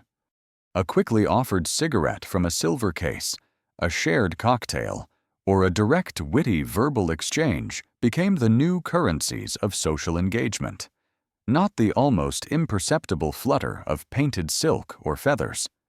Furthermore, the inherent fragility and lack of true universal standardization of the language of the fan itself likely contributed to its fading from common practice. Because, as we've discussed, it was never truly a single, universally agreed upon, and rigorously defined system with a robust, unchanging grammar or a widely accepted dictionary. It was incredibly susceptible to being forgotten or falling into disuse once the specific social need or the prevailing fashion that supported it began to wane. Unlike a written language, which can be preserved and studied through texts even if it ceases to be spoken, a primarily gestural, often informal, and highly context-dependent language like that of the fan relied almost entirely on continuous, active, and shared social practice for its very existence and transmission. Once that practice faltered, once young ladies were no longer diligently or playfully learning and employing these signals, the language itself would naturally and rapidly fade from collective memory, becoming little more than a curious historical footnote or a romanticized object of nostalgic interest. It is a mainstream historical fact that the widespread use of hand fans as essential everyday fashion accessories for women, and consequently, the purported practice and popular understanding of any elaborate language of the fan, significantly declined throughout the late 19th and early 20th centuries. This decline was due to a complex confluence of factors, including evolving social norms that afforded women greater freedom of verbal expression and more informal modes of social interaction, significant changes in fashion that made fans less central to a lady's toilette, and major societal shifts, particularly those precipitated by events like World War I, which dramatically altered social interactions, gender roles, and overall cultural priorities away from the perceived frivolities and strictures of earlier Victorian and Edwardian society. Yet, despite its practical decline as a living, breathing form of communication, the idea of the language of the fan, its romantic and alluring mystique, has retained a surprisingly tenacious hold on our popular imagination. It continues to be a symbol of a supposedly more elegant, more mysterious, more refined, and perhaps more charmingly romantic past. Victorian-themed events, historical costume dramas, and certain genres of historical fiction often delight in reviving or referencing fan language, usually in a somewhat simplified, idealized, or perhaps even slightly tongue-in-cheek form, playing on its connotations of secret codes and unspoken desires. If you tried to genuinely revive and use a full, complex Victorian fan language code at a modern social gathering today, one might muse with a sleepy smile, you'd almost certainly need a dedicated smartphone app to go along with it. Scan Fan Flutter now. App is currently translating. Please wait. Ah, it seems your acquaintance is attempting to signal, with a series of rather agitated ivory stick movements, that she finds your current choice of conversational topic, namely, the fluctuating price of 19th century whale oil, to be mildly annoying and conducive to immediate drowsiness. Oh dear. Perhaps try changing the subject, or offer to buy her another, less historically challenging, beverage. Technology meets tradition, with predictably confusing results. The physical fans themselves, of course, have fared much better than their supposed language. Exquisite antique fans from the Victorian and earlier periods are now highly prized and avidly sought-after collector's items, admired as beautiful works of art and fascinating pieces of social history. They are treasured for their intricate craftsmanship, their delicate materials, their often stunning painted leaves, and the evocative stories they seem to whisper of the lives and times of the women who once held them. Museums around the world dedicate entire exhibitions to the history and artistry of the fan, and collectors passionately study their provenance, their makers, and their stylistic evolution. Even if the precise meaning of every specific flutter their original owners might have made is now largely lost to us, or at best, a matter of charming speculation. For a quirky tidbit regarding its lingering presence even as late as the early 20th century, and sometimes even into the 1920s or 30s, some department stores, perfumers, or novelty gift shops might still occasionally produce and sell little fan language cards or charmingly illustrated booklets. These were offered more as a nostalgic curiosity, a romantic gimmick, or a quaint piece of old-world charm, rather than as a reflection of any current, widespread, and seriously practiced communicative art form. This clearly shows the enduring sentimental appeal of the concept, even long after its practical utility had largely, if not entirely, vanished from everyday social life.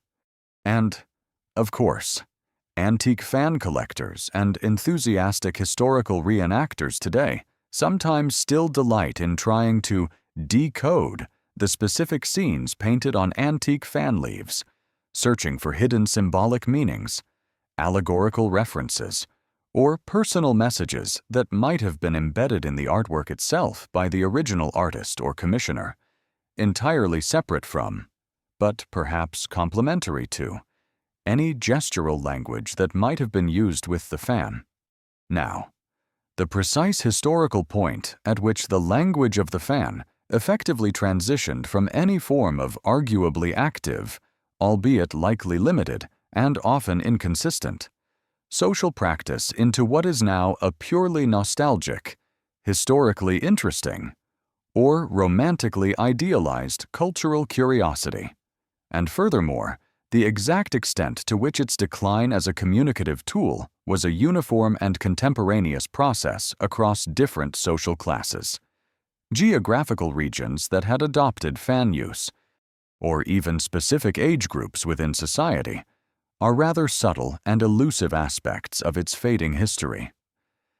These are topics that cultural historians and specialists in Victorian material culture continue to carefully piece together from often indirect clues found in late Victorian, Edwardian, and early 20th century social commentary, evolving fashion trends, personal memoirs, and the changing representations of women and courtship in popular literature and art.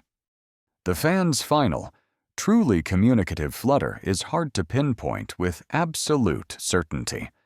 What, then, does this lost art of fan language ultimately tell us about the Victorians themselves?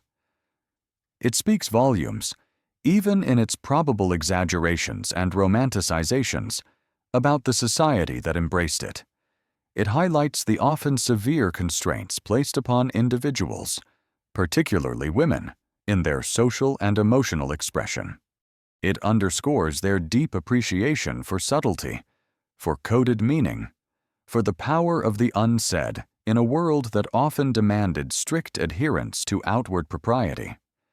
It reveals their inherent romanticism, their love for intricate social rituals, their delight in fashionable novelties, and perhaps even their playful, creative spirit in finding ways to communicate, or at least to imagine communicating, within and sometimes even around those very restrictive societal boundaries.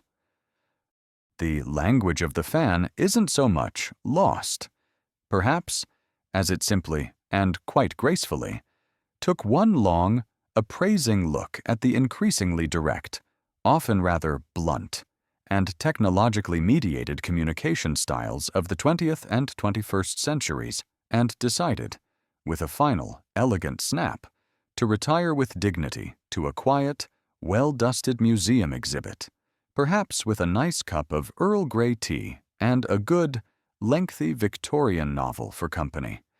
And frankly, given the state of some online comment sections today, can we really blame it? The lasting aroma of the Victorian fan, then, isn't just the faint, lingering scent of old silk, dried flowers, or forgotten perfume that might still cling to an antique specimen. It's the enduring human fascination with secret languages, with unspoken desires, with the subtle, elegant dance of social connection, and with the timeless allure of a romance conducted with grace, wit, and just a little bit of delightful, fluttering mystery. Word count 1099. And so, Dear listener, as the gas lights in our imaginary Victorian ballroom begin to dim, and the last waltz fades into a gentle, sleepy echo, our exploration of the lost art of fan language must also gracefully conclude for this evening.